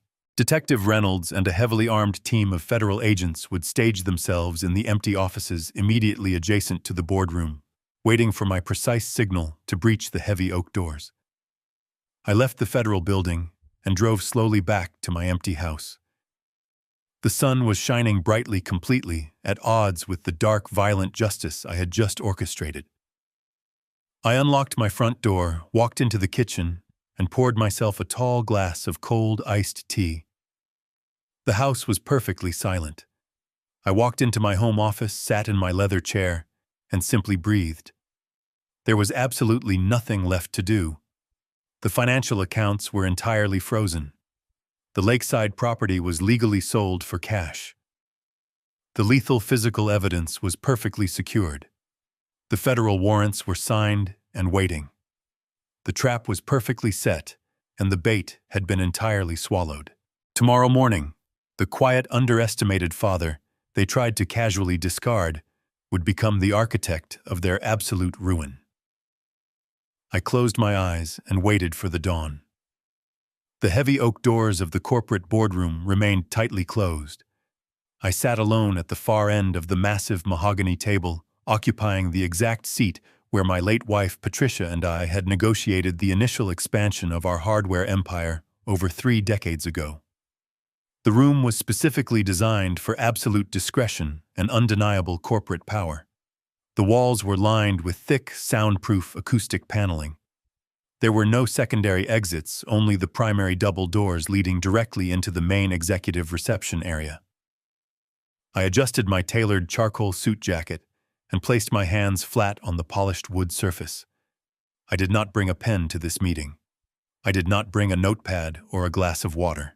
I only brought the heavy black leather briefcase currently resting securely near my leather boots. The digital clock on the far wall clicked to exactly 10 o'clock in the morning.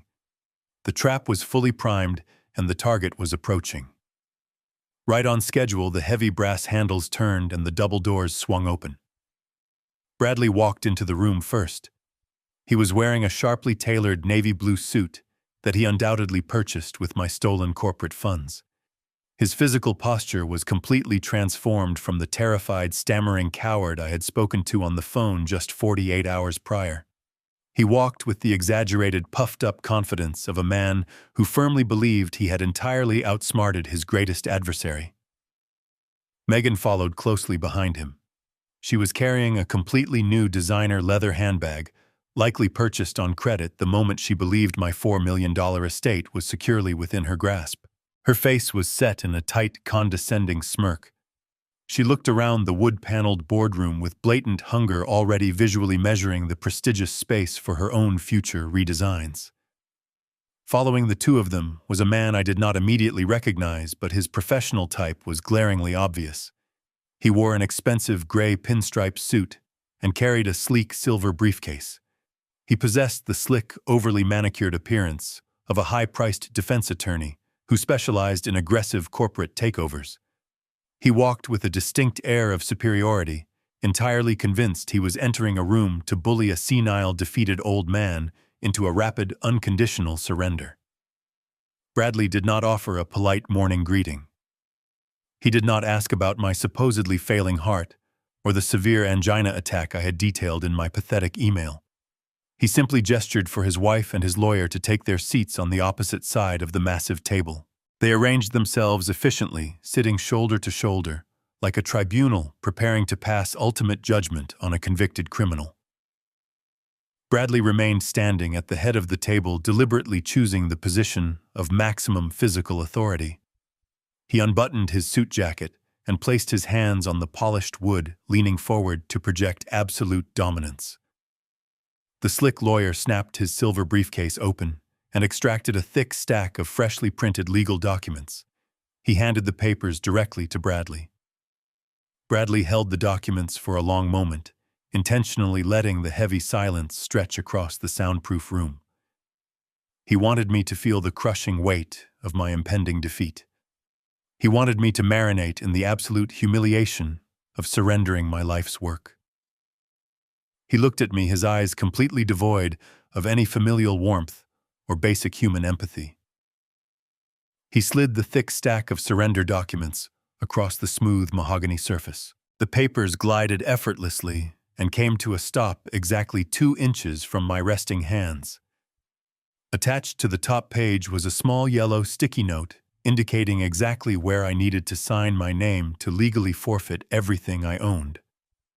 I looked down at the documents, keeping my facial expression entirely blank.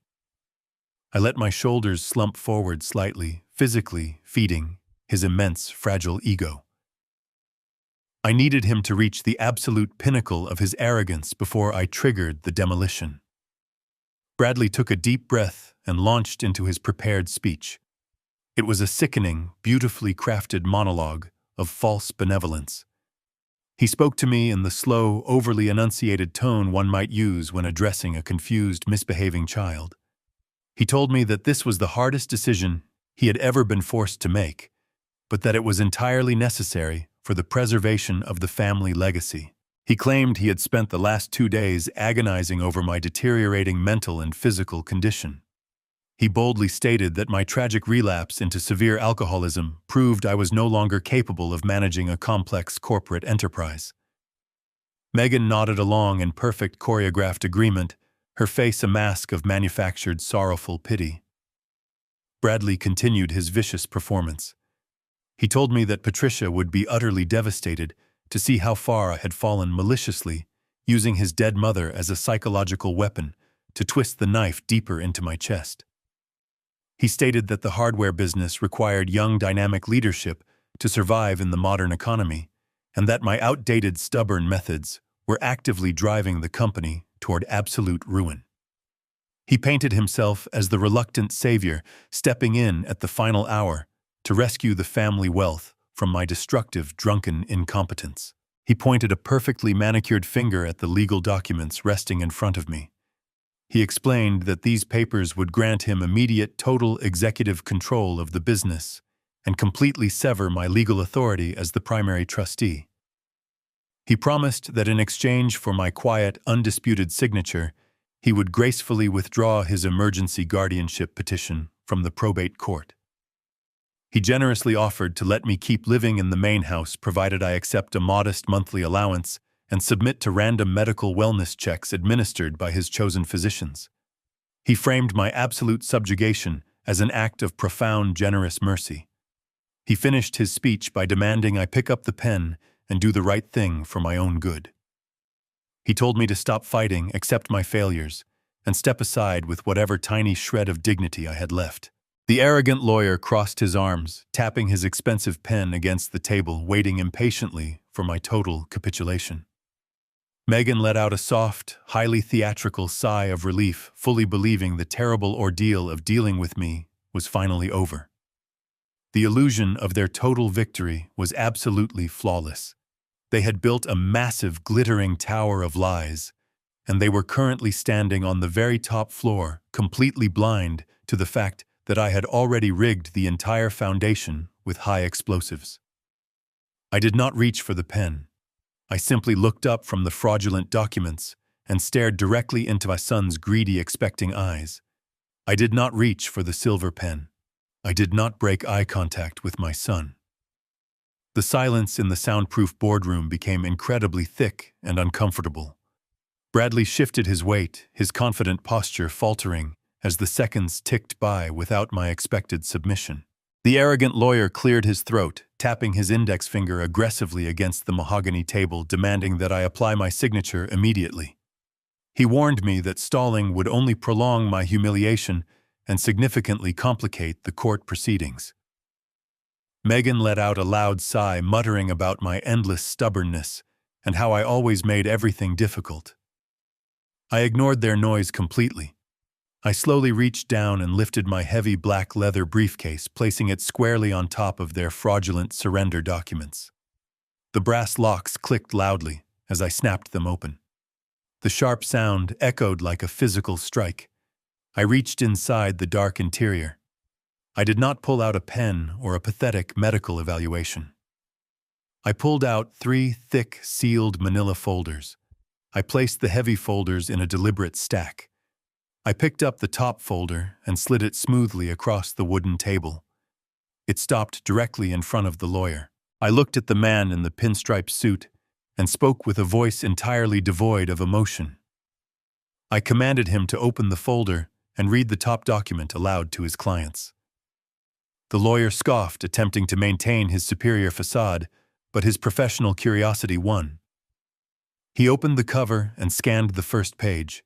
His arrogant sneer instantly vanished, replaced by a deep furrow of unadulterated confusion. He hesitated, looking up at me with wide eyes. I ordered him again, my voice echoing coldly, to read the title of the document out loud. He swallowed hard and read the words. It was the finalized state-certified cash sale deed for the lakeside property. I watched Megan's face rapidly drain of all color, turning a sickly shade of gray. The lawyer read the officially recorded date. The real estate transaction had completely closed the previous afternoon. The massive sum of money was already resting securely in my offshore escrow account. I looked directly at Megan. I told her the commercial bulldozers were scheduled to arrive at the lake tomorrow morning to violently tear down her white pavilion. I informed her she was currently advertising a luxury wellness retreat on land legally owned by a massive corporate developer, and she would face devastating civil lawsuits from every single wealthy client she had defrauded. Her mouth opened, but no sound came out. Her manufactured kingdom was entirely obliterated.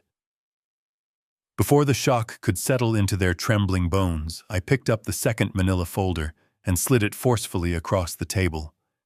It hit the lawyer's briefcase with a dull thud. I instructed him to open it and read the bolded executive summary. The lawyer's hands were trembling visibly now. He flipped the cover open, and his eyes widened in sheer panic. He was no longer looking at a surprising real estate transaction. He was looking at a meticulously documented federal crime. He began to read, his voice cracking under the immense weight of the legal words. He read the names of the fictitious ghost vendors. He read the exact bank routing numbers and the specific digital timestamps. He read the final stolen sum of $314,000. Bradley let out a choked, terrified gasp, violently pushing his chair back. The terrifying reality of the frozen corporate banking accounts suddenly made perfect sense to his panicked mind. This was not a random automated error. This was a targeted forensic demolition. I looked directly at my son. I told him that I had hired a retired federal investigator to track every stolen dollar directly to his sprawling mansion and his wife's imported vehicles. I told him the bank had locked his accounts because my investigator provided them with undeniable proof of massive corporate embezzlement. The legal trap he thought he was setting for me was a childish illusion. He was entirely bankrupt, deeply in debt, and completely exposed. The final blow remained. I picked up the third and thickest manila folder. I held it firmly in my hand, feeling the absolute gravity of its dark contents. I looked at the slick corporate defense attorney. He was sweating profusely now, violently realizing he had been completely manipulated into facilitating a massive criminal conspiracy. I tossed the heavy folder onto the table. I commanded the lawyer to read the final document. He opened the file with extreme reluctance. His eyes scanned the official laboratory letterhead. It was the certified toxicology report from the private independent testing facility. He read the chemical name warfarin out loud, his voice dropping to a horrified whisper. He read the staggering lethal concentration levels found inside the clear liquid of the imported Russian vodka. He turned with shaking hands to the secondary page which detailed the forensic fingerprint analysis. The laboratory had successfully lifted an unbroken thumbprint from the underside of the tampered factory seal, completely encased in the fraudulent adhesive. The thumbprint belonged undeniably to Bradley. I stood up slowly from my leather chair, towering over the opposite end of the mahogany table. I spoke with freezing, absolute finality. I told them that the birthday gift was not just a violation of a trust morality clause. It was a calculated, cold-blooded, premeditated act of attempted murder. I explained that the massive dose of blood thinners would have instantly reacted with my heart medication, causing a fatal internal hemorrhage while I slept. I told the terrified lawyer that his client had deliberately submitted a falsified retail receipt to a probate judge just yesterday to cover up a failed assassination plot. The reversal was absolute and utterly complete. The slick corporate defense attorney did not say a single word for what felt like an absolute eternity. He simply stared at the certified laboratory documents resting on the polished mahogany table. The color completely drained from his perfectly tanned face, leaving him looking like a sick, terrified ghost. He was a man who made his extremely lucrative living navigating complex gray areas and exploiting corporate legal loopholes, but there was absolutely no gray area in a fingerprint-matched toxicology report for a lethal dose of blood thinners. He slowly and agonizingly realized the catastrophic magnitude of the situation he was currently sitting in. Just yesterday afternoon, he had walked directly into a county courthouse and officially filed an emergency guardianship petition under his own pristine bar association license. He had unknowingly attached a completely falsified retail receipt to a sworn legal affidavit. He had legally represented a man who was actively trying to cover up a premeditated assassination attempt against his own father. The lawyer knew exactly how the aggressive federal justice system operated. He knew that the authorities would look at that fraudulent probate filing and immediately see him as a willing, active co-conspirator to attempted homicide and massive financial embezzlement. His breathing became incredibly rapid and shallow. His eyes darted frantically around the soundproof boardroom, suddenly viewing the luxurious corporate space as a highly secure federal trap. He looked at Bradley, who was currently hyperventilating in his leather executive chair, and then he looked directly at me. I maintained my cold, unyielding stare, offering absolutely no comfort or reassurance. The lawyer did not try to defend his terrible client. He did not attempt to argue the validity of the forensic chemical evidence or even ask for a brief moment of private consultation. He operated purely on raw, unfiltered professional survival instinct. He violently shoved his chair back from the table. The heavy wooden chair scraped loudly and aggressively across the floor. He reached out with shaking hands and aggressively shoved the manila folders back toward Bradley as if the paper itself were contaminated with a deadly, contagious virus. He stated in a loud, trembling voice that he was formally and immediately recusing himself as legal counsel. He declared to the entire room that he had been maliciously lied to, completely manipulated, and fraudulently used to file perjured court documents. He practically shouted that he was severing all attorney and client privileges regarding this specific matter due to the active commission of a severe felony. He did not wait for Bradley to respond or for Megan to object to his sudden departure.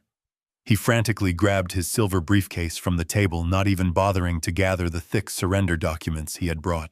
He snapped the metal latches shut, turned his back on the completely doomed couple, and practically sprinted toward the heavy oak doors. He grabbed the brass handles, yanked the doors open, and fled the room without looking back. Absolutely desperate to call the State Bar Association and save his own lucrative license from total destruction. The heavy oak doors did not swing completely shut after the terrified lawyer made his frantic, cowardly escape. They remained slightly ajar, hovering in the tense, silent air for exactly 3 agonizing seconds. Bradley sat entirely frozen in his chair, his eyes wide with absolute paralyzing terror. He stared blankly at the empty space where his highly paid legal protection had been sitting just moments before.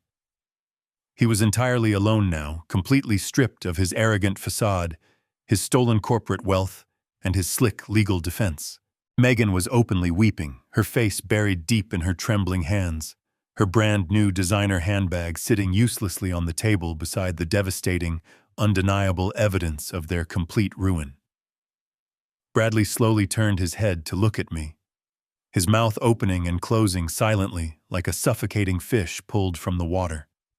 He finally understood the absolute terrifying depth of the dark abyss he had proudly marched into. He finally realized that the pathetic, broken, defeated old man he thought he was easily conquering was actually the ruthless architect of his total annihilation. Before he could form a single pathetic word of apology or desperately beg for a mercy, he absolutely did not deserve. The heavy oak doors were violently pushed wide open. The polished brass handles slammed incredibly hard against the expensive acoustic wall paneling. The sudden violent noise echoed like a gunshot in the quiet, soundproof room. Detective Reynolds stepped through the doorway first. He was no longer the quiet, polite observer from the federal building lobby. He was a seasoned, hardened law enforcement officer, officially executing a highly dangerous arrest warrant. He stepped into the room with absolute unyielding authority, his hand resting securely on his utility belt. Directly behind him filed 3 heavily armed federal marshals wearing dark tactical vests emblazoned with bold yellow letters. The heavy rhythmic sound of their thick tactical boots marching aggressively across the corporate carpet signaled the undeniable brutal end of the silent adjustment. The marshals instantly fanned out across the large room, securing the perimeter and physically blocking any possible avenue of escape. Detective Reynolds walked deliberately and purposefully toward the center of the mahogany table. He did not look at me. He kept his stern eyes locked firmly on my son's terrified face.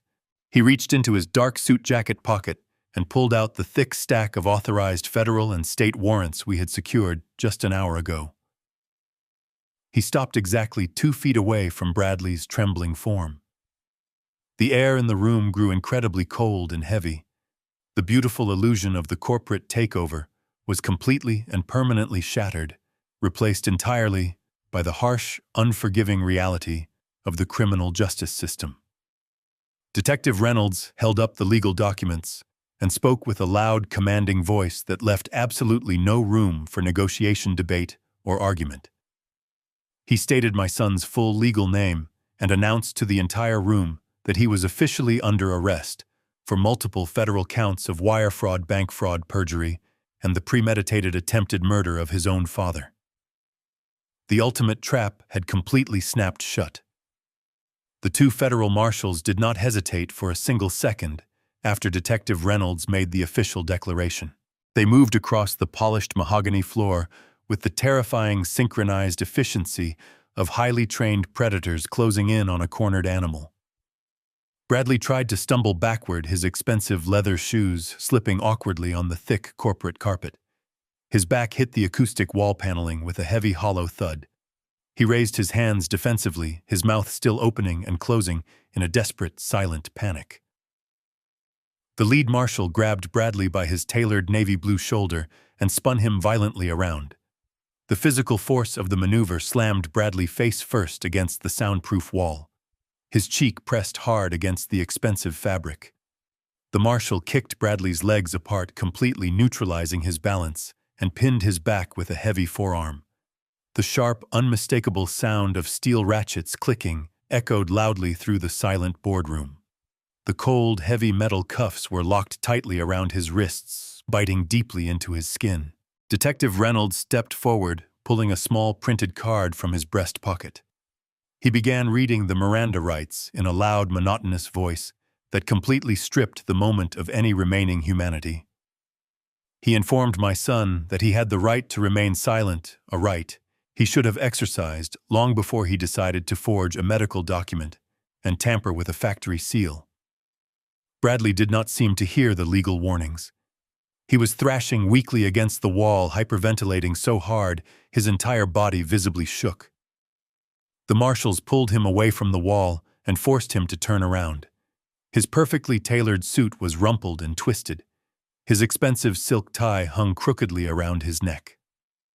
The arrogant, victorious conqueror who had marched into this room just 20 minutes ago was entirely gone. In his place stood a broken, terrified criminal who finally understood the absolute permanence of his actions. Bradley locked his bloodshot, terrified eyes onto mine. The manufactured corporate confidence was completely stripped away, revealing the pathetic, greedy child hiding underneath. He began to beg. He did not ask for his lawyer to return. He did not demand to see the forensic evidence again. He simply begged me to save him from the nightmare he had meticulously created. He pleaded with me, his voice cracking into a high-pitched, desperate whine. He cried out that I was his father. He yelled that family does not do this to family. He begged me to tell the federal agents that this was all just a terrible, massive misunderstanding. He swore on his late mother's grave that he never actually intended to hurt me wildly, claiming the poisoned vodka was just a stupid, thoughtless mistake. He pleaded for me to withdraw the criminal charges, promising he would sign the business back over immediately, promising he would move away, promising he would do absolutely anything if I just told the armed men to take the handcuffs off. I remained seated calmly at the head of the heavy mahogany table. I did not stand up to comfort him. I did not raise my voice to match his frantic screaming. I did not offer a dramatic, triumphant speech outlining his failures. I simply looked at him. I looked right through his tear-streaked face, right through his pathetic apologies, and right through the fading illusion of the son I once thought I had. The absolute silence I offered him was far more devastating than any physical blow I could have ever delivered. It was the complete final withdrawal of my paternal protection. I was no longer his father, and he was no longer my heir. He was simply a dangerous parasite that I had successfully and surgically extracted from my life. My unwavering stare confirmed his worst fear. There would be absolutely no mercy. There would be no second chances. The silent adjustment was completely permanent. While Bradley was rapidly breaking down into a sobbing, pathetic mess, Megan slowly began to back away toward the heavy oak doors. She was pressing her back tightly against the wall, trying to make herself as small and invisible as possible. Her eyes were darting frantically between the armed marshals and the certified toxicology report sitting untouched on the table. She raised her trembling hands, her brand-new designer handbag completely forgotten. She desperately attempted to save herself by instantly betraying the man she had sworn to love. She shrieked that she had absolutely no idea about the poison. She loudly declared that Bradley handled all the gifts and that she would never participate in a murder plot. She screamed that she was just an innocent wife who foolishly trusted her husband's financial decisions. Agent Thompson stepped out from the hallway and entered the boardroom, completely blocking her final path of escape.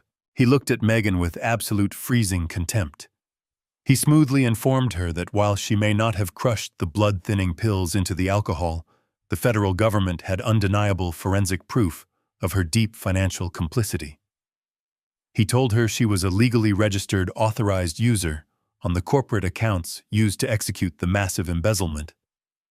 He informed her that her signature was physically recorded on the luxury vehicle lease agreements and the expensive vacation bookings directly funded by stolen corporate wire transfers.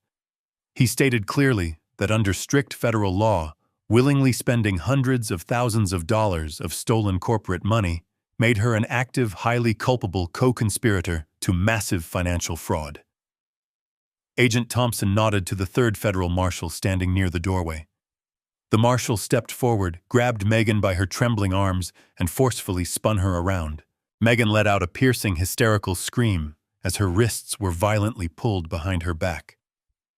The second set of heavy steel handcuffs clicked shut. Her knees completely buckled, and the marshal had to physically hold her upright to prevent her from collapsing onto the carpet. Her expensive makeup was ruined by a flood of terrified tears. The absolute destruction of their false reality was now fully complete. They had walked into my sanctuary, intending to strip me of everything I owned, and now they were being physically dragged out of it, completely stripped of their freedom, their stolen wealth, and their dignity. Detective Reynolds ordered the marshals to remove the prisoners from the premises. Bradley and Megan were forcefully marched out of the corporate boardroom, their wrists bound in steel, beginning the long, humiliating walk past the staring employees they had fully intended to fire. 6 months passed since the heavy oak doors of the corporate boardroom closed behind my son. The rapid, chaotic machinery of the federal justice system had thoroughly processed the remains of his shattered life. It was a cold, overcast Thursday morning when I walked into the sprawling federal courthouse downtown for the final sentencing hearing. I took a seat in the second row of the polished wooden gallery. I wore the exact same charcoal suit I had worn on the day of his arrest. The heavy double doors at the front of the courtroom opened, and two armed federal marshals escorted Bradley into the room. He was completely unrecognizable from the arrogant, tailored executive who had confidently demanded my entire estate. He was wearing a standard, shapeless orange prison jumpsuit. His wrists and ankles were securely shackled with heavy steel chains that rattled loudly with every slow, defeated step he took. His face was pale, hollow, and deeply lined with the sheer exhaustion of spending the last 6 months locked inside a maximum security holding facility. His expensive haircuts were gone, replaced by a rough, uneven shave. He sat heavily at the defense table, keeping his eyes firmly glued to the floor. His highly paid corporate lawyer was long gone, replaced by an overworked public defender who had strongly advised him to plead guilty to absolutely everything to avoid a life sentence. Megan was not in the courtroom. She had quickly turned state evidence against her own husband the moment the marshals placed her in the back of the transport vehicle. She had completely confessed to the financial embezzlement to save herself, accepting a 5-year sentence in a minimum security federal camp, completely penniless and entirely alone. The federal judge, a stern woman with absolutely no patience for white-collar criminals who attempt to murder their own parents, read the final verdict aloud. She outlined the staggering greed of the corporate wire fraud, the profound cruelty of the falsified probate court documents, and the absolute undeniable malice of the warfarin-laced vodka.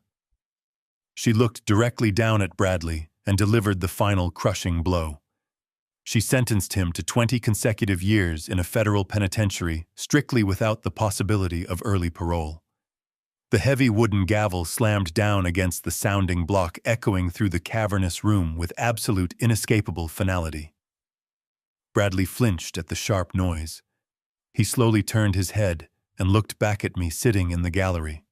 His eyes were completely hollow, silently, begging for a final look of pity or a single tear of fatherly sorrow. I gave him absolutely nothing. My face remained a perfectly calm, unreadable mask of stone. I did not shed a single tear for the man in the orange jumpsuit. The son I had raised died the moment he sealed that poison inside the velvet box. I simply stood up from the wooden bench, turned my back on him, and walked completely out of the courtroom, leaving him behind forever. The final transition of my life was incredibly swift and profoundly peaceful. I did not return to the large, empty suburban house filled with the ghosts of a broken family. I sold the property within a month, transferring the massive profits directly into Patricia's secure trust. I officially stepped down from the daily operations of my hardware enterprise, promoting my loyal, hard-working general manager to the position of chief executive officer. I completely severed the heavy anchors of my past. I purchased a beautiful, modest townhouse in a quiet, incredibly safe neighborhood on the very edge of the city. The streets here were lined with ancient oak trees, and the neighbors respected each other's privacy. It is late afternoon now. I am sitting comfortably in a woven wicker chair on my new wooden front porch. The spring air is warm and carries the faint, sweet scent of blooming jasmine from the garden I planted last month. I am holding a tall, sweating glass of iced tea. The ice cubes clink softly against the glass as I take a slow, refreshing sip. I look out at the quiet street, watching the golden light of the setting sun wash over the manicured lawns. There is absolutely no anxiety tightening my chest. There are no frantic phone calls to answer, no financial disasters to desperately fix, and no toxic arrogance to quietly endure. The heavy, suffocating poison has been completely extracted from my life. The silent adjustment was a complete and absolute success. I successfully protected the $4 million legacy my late wife and I built with our own 2 hands. I ensured that the wealth we created through decades of honest, grueling labor would never be squandered by a greedy, murderous parasite. More importantly, I successfully protected my own dignity. I proved that an old man's silence is never a symptom of weakness, but a carefully measured accumulation of strength. I learned the hardest, most vital lesson a father can ever learn. True family is never defined by a shared bloodline or a legal birth certificate. True family is entirely defined by mutual respect, unwavering honesty, and a love that never demands your self-destruction. I take another sip of the cold iced tea and rest my head back against the chair. The 12-year sobriety medallion sits heavily and securely in my pocket, a constant reminder of the incredible battles I have fought and won. I survived my past demons, I survived a failing heart, and I survived the ultimate betrayal. The conflict is completely over. The natural order of my universe has been fully and permanently restored. As the sun finally dips below the horizon, casting the quiet neighborhood into a peaceful twilight, I close my eyes and simply listen to the gentle rustling of the leaves. I am completely safe. I am entirely free. The story ends here not with a chaotic tragedy, but with a quiet, absolute, and victorious peace. The greatest lesson I learned from this entire ordeal is that silence should never be mistaken for submission. Society insists that family is an unbreakable bond, but shared blood does not entitle anyone to your continuous destruction. When the people you love begin to view your patience as a weakness to be exploited, you must possess the courage to show them the devastating precision of your boundaries. Greed always blinds the arrogant, making them feel invincible right until the floor completely collapses beneath their feet. True peace is only found by severing the rotting branches so the tree can survive. If you have ever had to cut a toxic person from your own life to protect your peace, share your victory in the comments below and subscribe for more stories of absolute justice.